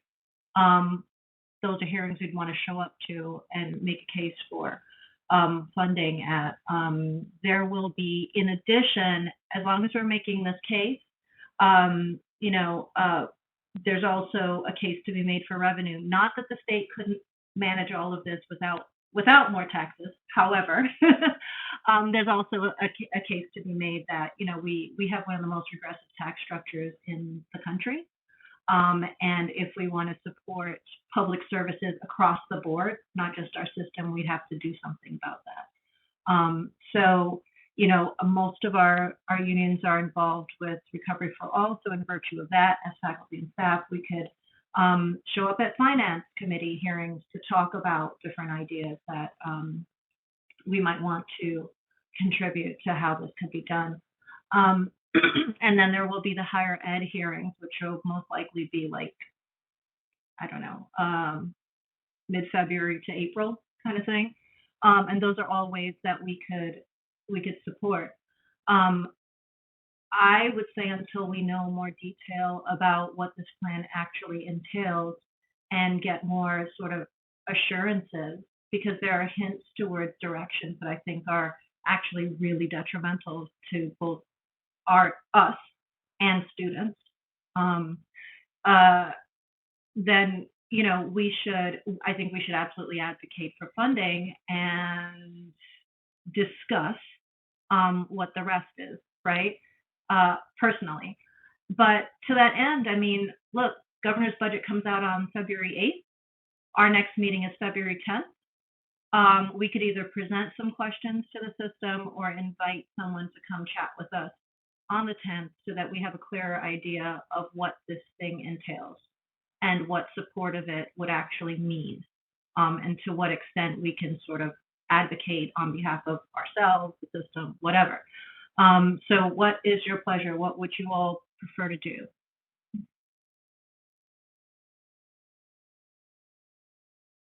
Are we inviting someone? Are we asking for written responses to some questions? What do we want?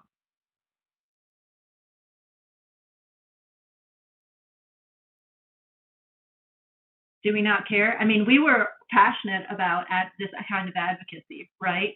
We had a joint forum with the BOR on this kind of advocacy. It is unfortunate that I don't feel like we're clear on how to best advocate at this moment, and we are well into the legislative session. I think that it's unfortunate that there isn't a basis of trust for, fully going after what the system is asking for. In fact, in the past few years, at the community colleges, we know that, giving the system more money meant that we were accelerated in a direction that we didn't want to go in, right? And it was actually detrimental. So, if we could improve that communication, okay. If we could improve that in communication and get some actual assurances, then we could better figure out what is actual productive advocacy and what is a foolish errand, and participating in our own demise. So, Lois and Brendan. I would go with asking for written responses to questions, although I have my doubts about whether or not we'd ever get anything. I'm not sure inviting any of these people to anything is going to do anything. They'll either say what they think we want to hear, or they'll sidestep every question we ask or whatever. So if we get something in writing, at least we have it in writing.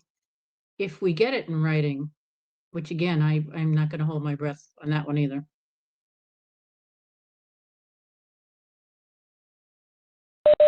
Brendan. Yeah, I just think at a minimum, if we're actually going to collaborate in outreach to the General Assembly or whoever else is there, we have to talk ahead of time. I mean, if we're going to work together, we can't, the first time we sit down together can't be in that moment where we're in front of a committee or we're meeting with a legislator. So I think we do need to talk. We do need to hash out,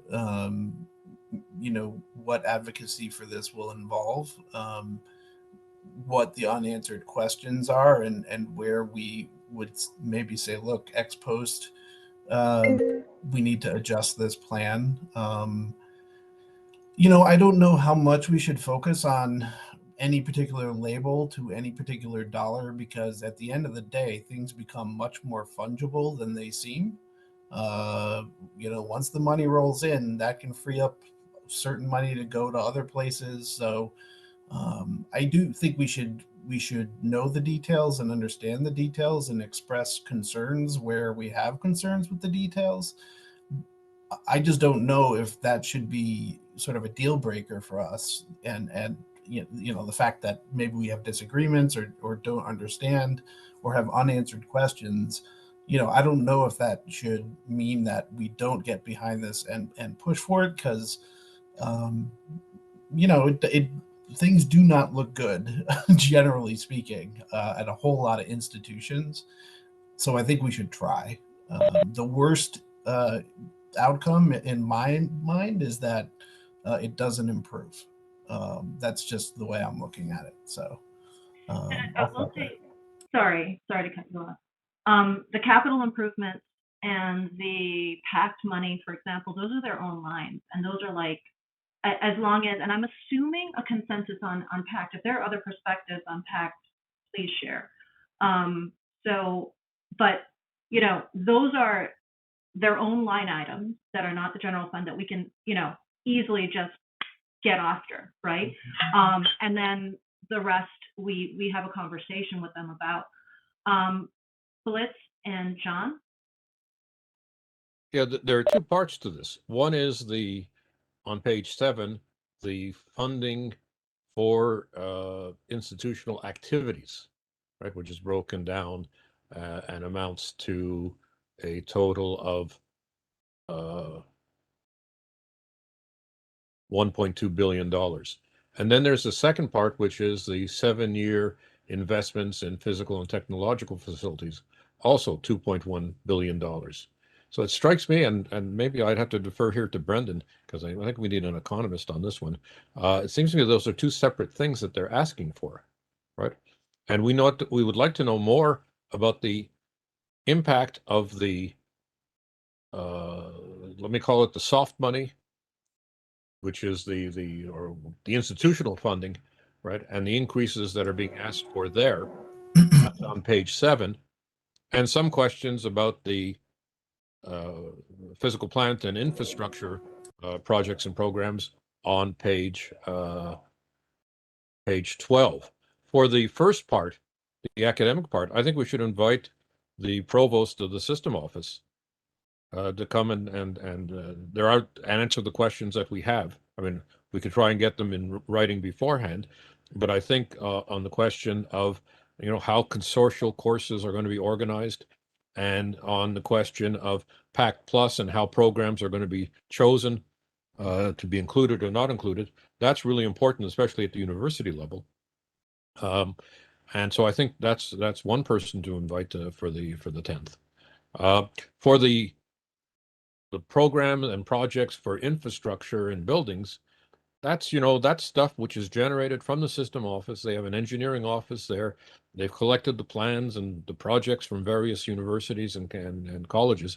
I don't know that there's much to discuss there, although we could ask for, and I think in writing, what is the $350 million for the CCC/COT? I think that's relevant. I don't know. I personally would be curious, and I'm going to follow up at my university about the STEM building, because I've heard absolutely nothing about that. And I've asked around and nobody seems to have heard about it before, even people on facility planning committee. So but those are things we can get written answers to. But for actual discussion, I believe we should invite the provost at the system level for our meeting on the 10th. That's my proposal. Can I just say one thing about the infrastructure piece really quickly? I mean, I would encourage everybody to read the CT Muro expose on baby bonds, right? Because that was a program that needed to be bonded. Likely that's what we're talking about here with infrastructure. And they just rug pulled on that whole thing via the bonding commission. So, I don't even know how useful it is to put a whole lot of effort behind the infrastructure, because if ex post the bonding commission can just say that's nice, General Assembly, but we're not going to do that. I'm not sure it's worth a whole lot of our time to work on that. Again, based on what happened with baby bonds, I could be wrong, but that's my view of it. I think there is frustration with that, and I think we need some information from Ben Barnes and Sean Bradbury about how exactly to advocate for that, because they point out that there are places like Yukon that have a greater amount of control over what they're able to build. Like we have terrible situations like at Esnuntuck, where it's partially due to the fact that we can't get our hands on what we need to get it on, and it exacerbates, right? So we need to talk to them about the specific kind of advocacy we have to do if we're going to talk about how we're going to improve our facilities. So John and then Jen, I'm going off camera, but I'm listening. Yeah, just quickly circling back to a point Lois made earlier that I agree with. It's better to get things in writing, but I also share her skepticism about actually then getting things in writing.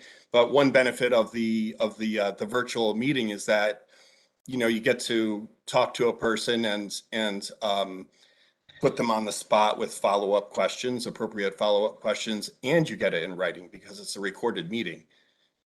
So, rather than just asking for something in writing in an email correspondence or a statement, inviting them here also gets them in writing with real-time follow-up questions. So just a note on the question about process.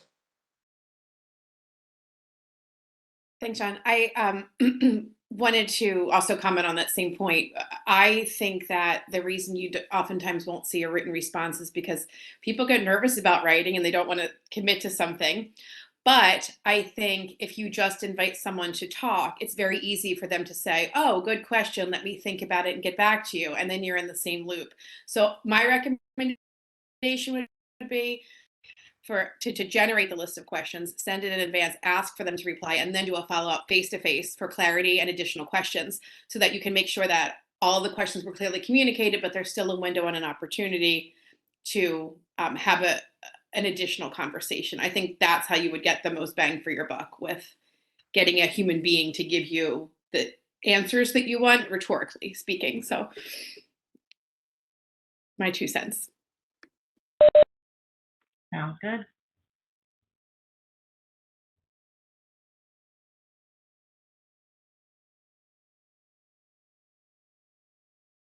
Okay. So do we want to put that together at this meeting right now? Shall we just simply collect them? It doesn't need to be an official voted upon thing, right? We could collect them in a place and then forward them. Yep. Okay. So let's ideally use the next week to collect these questions. Do we even need that long?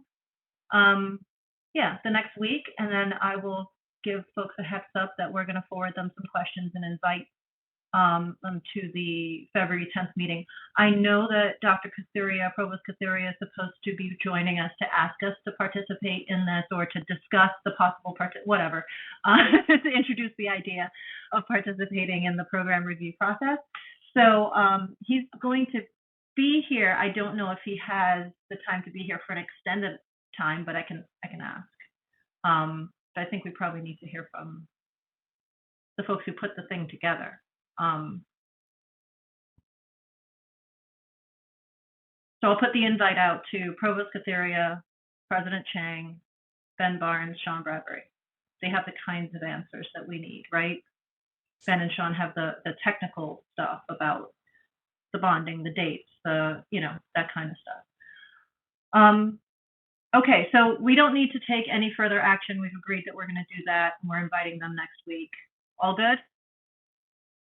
Okay, our next time. So what's our next item? FAC priorities. Oh, that's right. Okay, so that was an attempt to simply source ideas for what we want to do with our lives. We've been in reactive mode. I think everyone in higher ed and maybe in life has been in reactive mode for the past couple of years with the pandemic and just everything being in motion. We have the opportunity to collaborate on some sort of feedback on program review, which I think is something that we have wanted to do for a while. And so that'll be good. We have a conference that's coming up this semester. That's something. Advocacy for our funding, one way or the other, is something. Are there other projects, ideas?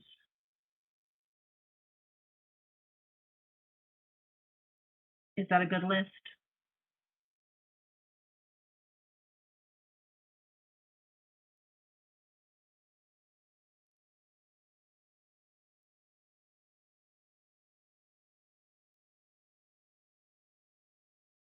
Is that enough for us this semester? I mean, I think it sounds like a lot. So Well, I'm on sabbatical and I'm still here. So the least we can do is fine with me. So. Okay,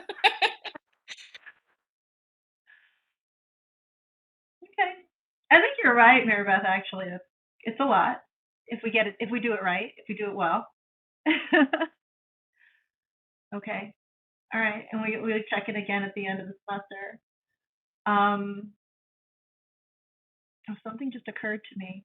Oh, yes, something, sorry, that I forgot to mention in my report that I should mention is that I am serving on the provost for the CSDC, the search for the provost for CSDC.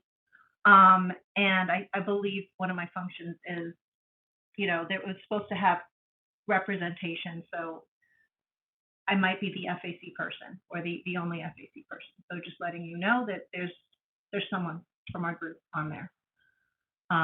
That's all. And okay, COVID and health updates. Anything to report?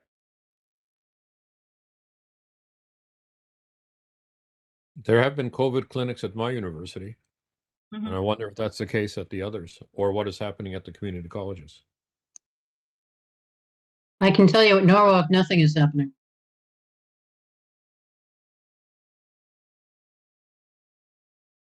Have there been any clinics at any of the community colleges?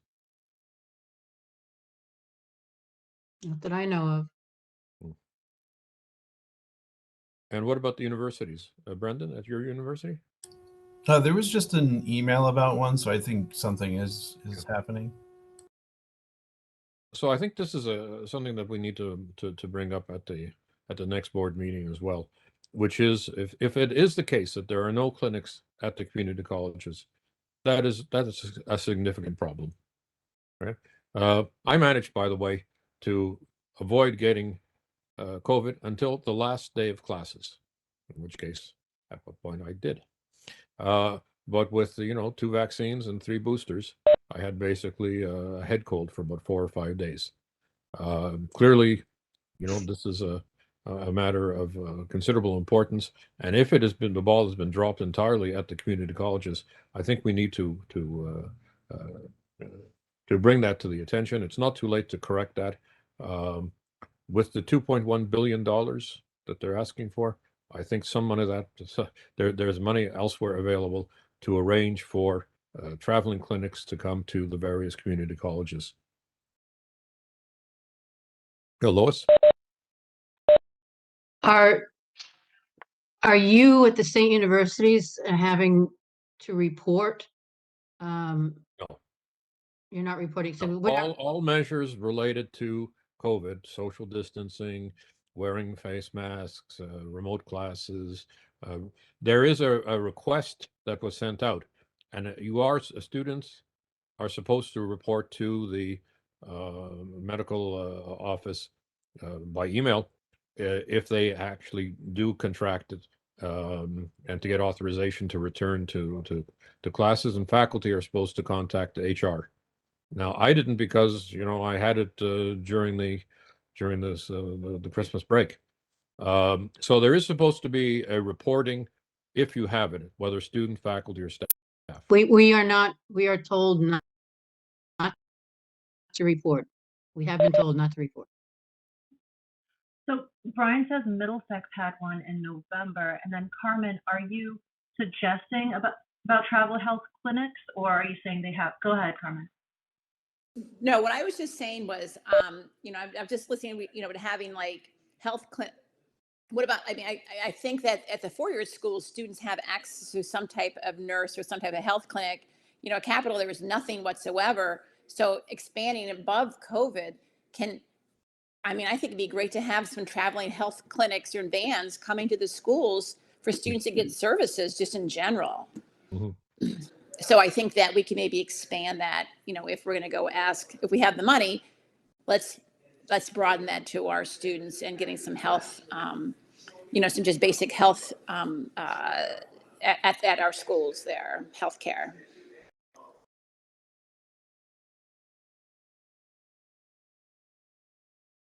Sorry, Mary Beth.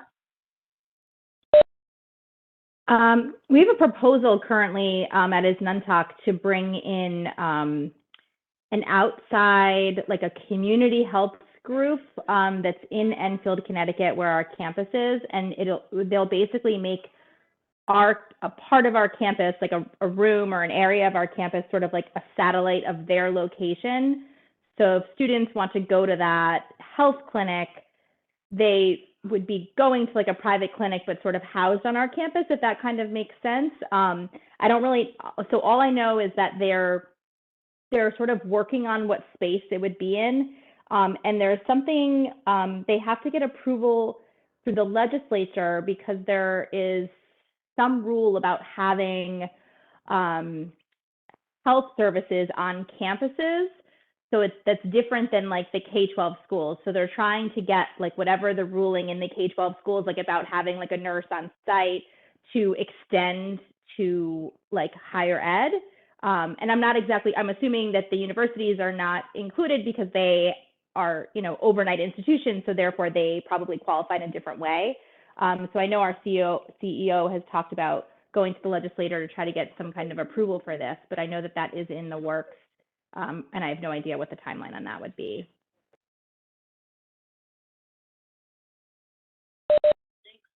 Jonathan? John? It does look, we're gonna have we have a vaccination clinic at Quinnebog once a month through the spring semester. Open to the community.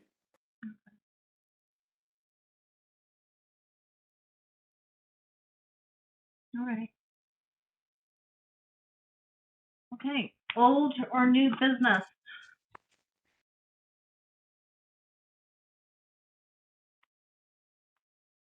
I just wanted to note that we're having some unexpected and serious financial issues coming up here at Western.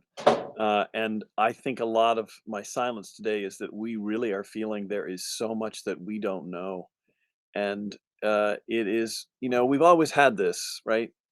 This notion from year to year that we're facing fiscal demise. This is looking more ominous than ever before. And I don't mean to say that to be hyperbolic. It really is scary in terms of dropped enrollments this term, in terms of failure to collect student debt, in terms of real mismanagement at a level that I think we're probably not alone. But I just want to say that right now we're trying to keep our chins up. But as you know, we've been fought a term-long battle just to save basically a department. And now it sounds like the interim president we have is already arranging to get out of here. We don't know that for sure. There's been no official announcement. But we're also beginning to get, it's odd that the discontinuance, which was the issue in the fall, has been suspended, but there's been no official notification of that. There's been no language written to agree to that. It's appeared in the Senate, and so all that. But there's a kind of disjunction here that we're beginning to see continues. And I hope I don't think this fiscal issue is particular to us right now, but we're just, perhaps because of what happened last term, lots of questions are getting unanswered, and lots of things that we're hearing officially are not being made available. So it's a difficult time here. I think you better keep our heads up. I guess that's what I'm saying. Rob, could you just mention what the upshot of the program cancellations was? Yeah, the president agreed to suspend his discontinuance initiative with social sciences, with political science, anthropology, sociology, and economics. Not economics, but that it will go. But economics is now being moved probably to join at the business school, economics and finance. That was without consultation with our faculty, but nonetheless mandated by the provost. We are therefore looking at how to rearrange our program, because we are an interdisciplinary department, and that kind of decision will have an impact on our methodology sequence courses, and also the interdisciplinary nature of some things. The political science program is taken off the warning list. I don't know, was the parking list, I guess. So that's good. The social sciences degree is going to be disbanded. That is the degree in social sciences as a sort of a history heavy, but also social studies kind of antecedent for people going into education.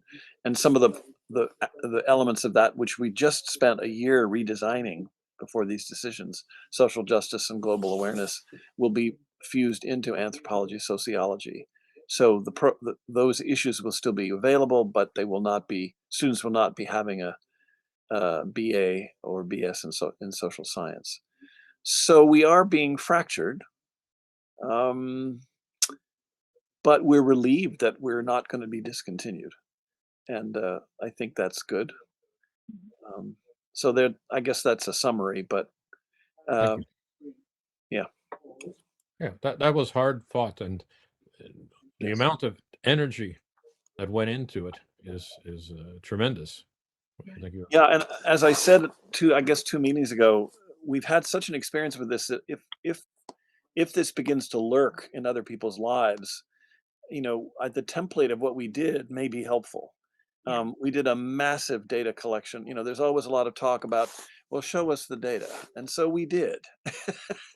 And when we did, our argument was pretty powerfully convincing. It was. I have to Um, say, Rob, I had the benefit of being at your Senate, and it was really impressive what you did. It was also so very unfair that was happening in the middle of a semester, where Oh. it was excellent work. It was amazing work. But it was a lot, right? Well, and that's why I'm saying it is so much that if people need a template, I think they should ask us, because I think we'd be happy to share it. But I have the feeling that this was kind of a test balloon, and it deflated to such an extent that I think we really were heard in a way that I think the interim president didn't expect. What about meteorology? What happened there? Before I speak, I should be sure on that. I think they were. Yeah, I'm better not saying anything. I had to leave the meeting before that came If up. you could just check into it and email me, that would be good. I will. Thank Thank you. Yeah. And just to be clear, so we knew that there was a situation, a financial situation at Western, and you're saying it's even worse than we knew it was last semester. This is of a different order. Oh boy. Okay. For example, and this is now public because the president met with the registrar's office and with financial aid. It looks like 900 students stepped away from us between the fall and the spring of this year. We don't know fully what that's about, and I don't have the details beyond what I've been told by my department chair, who was at a meeting about this. It looks like the cashier has not been able to collect on a lot of students, to the extent that we may actually be where our director of financial aid is appealing to the feds, because apparently if up to a third of your students are not keeping up with their payments, the feds can discontinue something even as far as Pell Grants. And that would wipe out the decision to withdraw federal aid would really have an impact on almost 95% of our students. So, we don't know where this is going to go, and indeed the feds may give us an extension.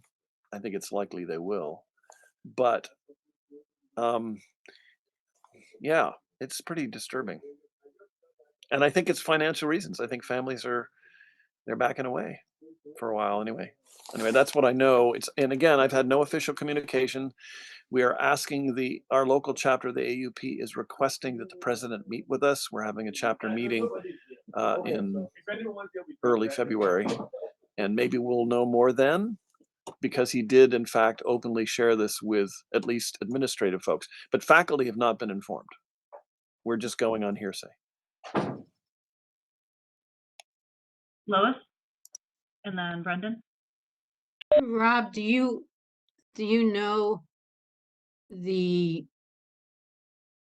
process behind what's happened with the students, or how they've been dropped, or why? Or the only reason I'm asking is because I had a student earlier this week who had been dropped from a lab class, and we can't give overrides obviously in labs because they only hold X number of students and that's it.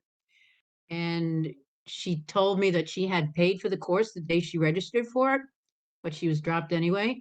So I worked with her and couldn't get her re-registered the way I wanted to. So I walked over to the business department and asked some questions. Well, it turns out that she had come into the college to register, and our records office and our business department are across the hall from each other. She registered, she walked across the hall to the business department to pay for her courses that she just registered for. She was online.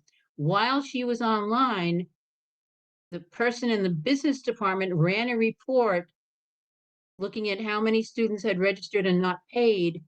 She was one of them because she had registered but hadn't paid yet. She was online to pay. And later on that day, she got dropped from the course. That's the way the report was run. So I questioned, I went to this person when I found this out, and I said, why are you running reports in the middle of the day? Because you've got students who have registered and are going to come and haven't paid yet. So you're going to be dropping students who will be paying. And I got an insane answer.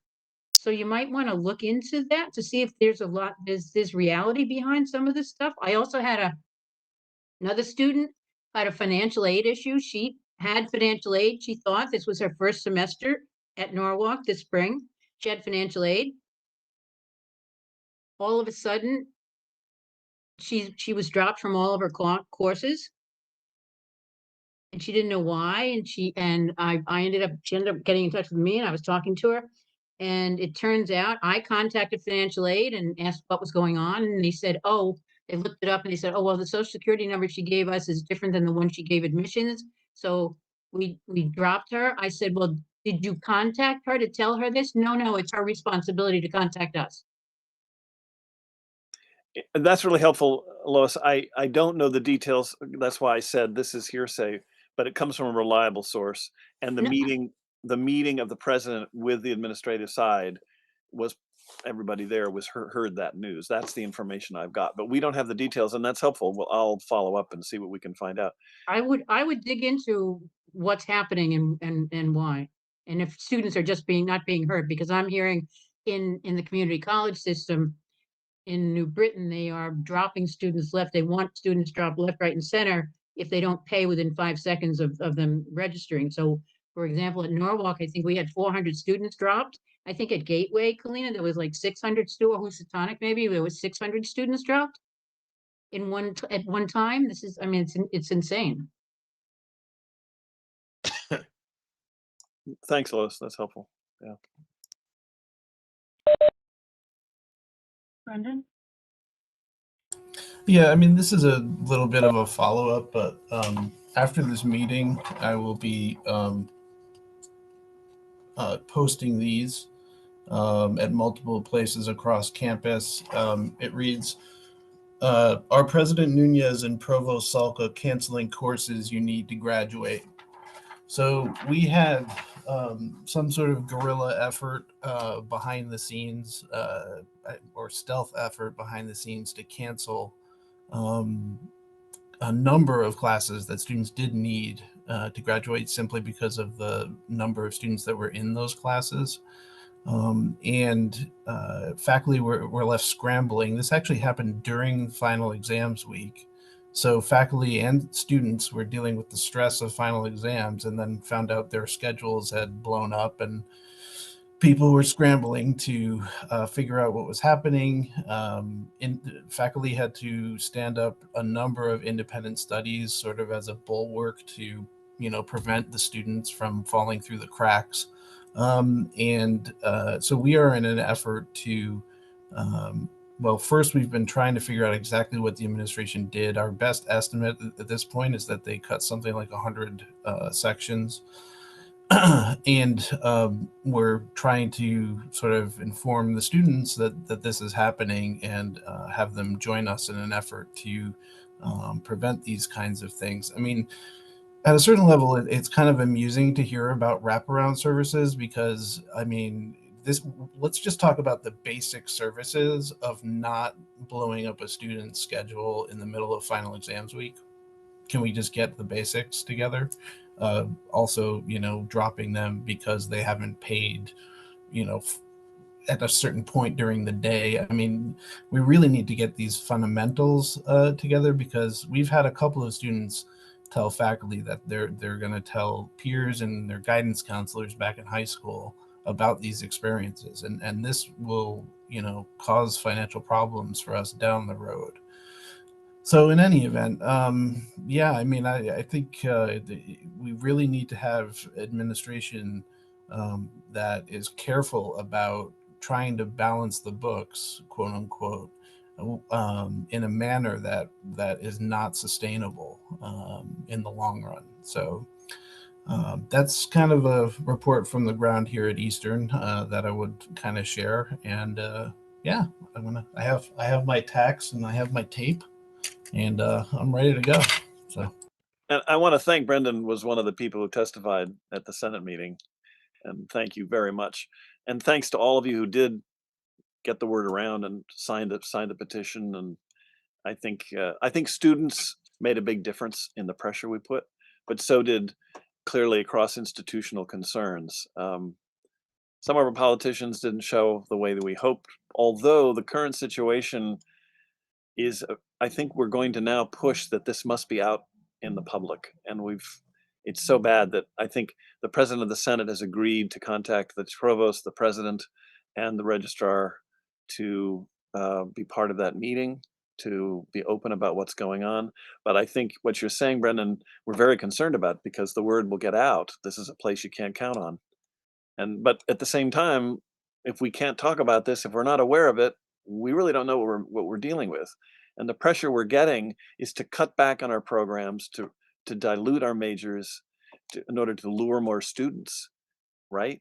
And yet we don't really know the truth behind what's going on with the finances. Not to mention the Connecticut surplus, and what if anything we're doing to articulate a relationship to that.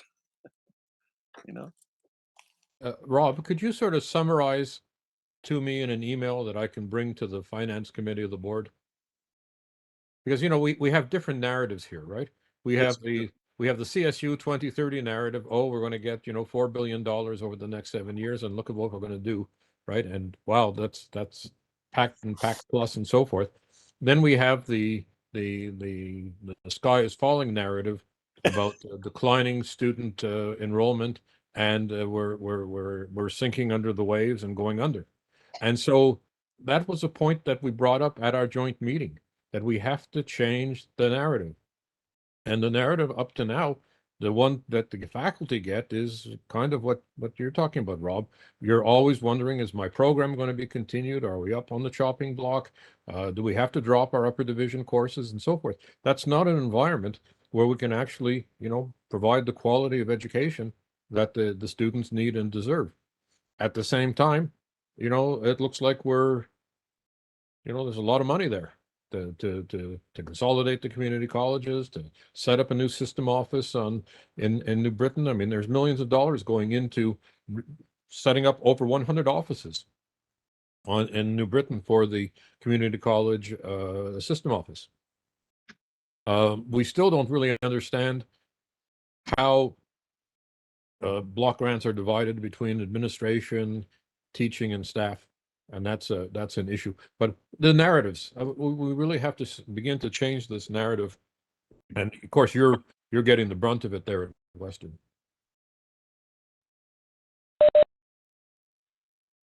Yeah. But aren't there talking points generally? Oh wow, the universities and the colleges, they're really terrible at what they're doing. Look at retention and graduation; it's so horrible. Everything's horrible. It's really, really bad. Give us a lot of money, please. It's an interesting pivot. What I'll just conclude my comments for today. As a philosopher, we're interested in the relationship between quality and quantity, and both of those are important. But what happens as you move further up the food chain of administration is the quality of the experience of the students, and for that matter, the faculty and staff, their achievements, their accomplishments, and so forth.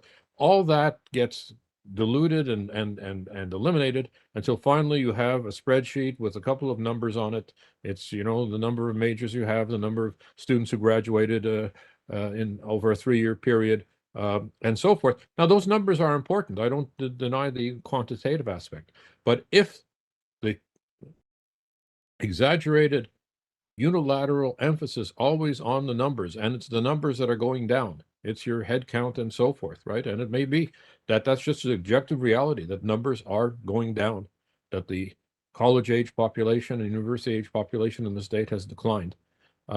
Nonetheless, if we strip all of the qualitative things that are so important to faculty and to the students themselves in terms of the experience they have of getting their degree, the major, the minor, and so forth, we're in bad shape. And that's why I keep coming back on this question of changing the narrative.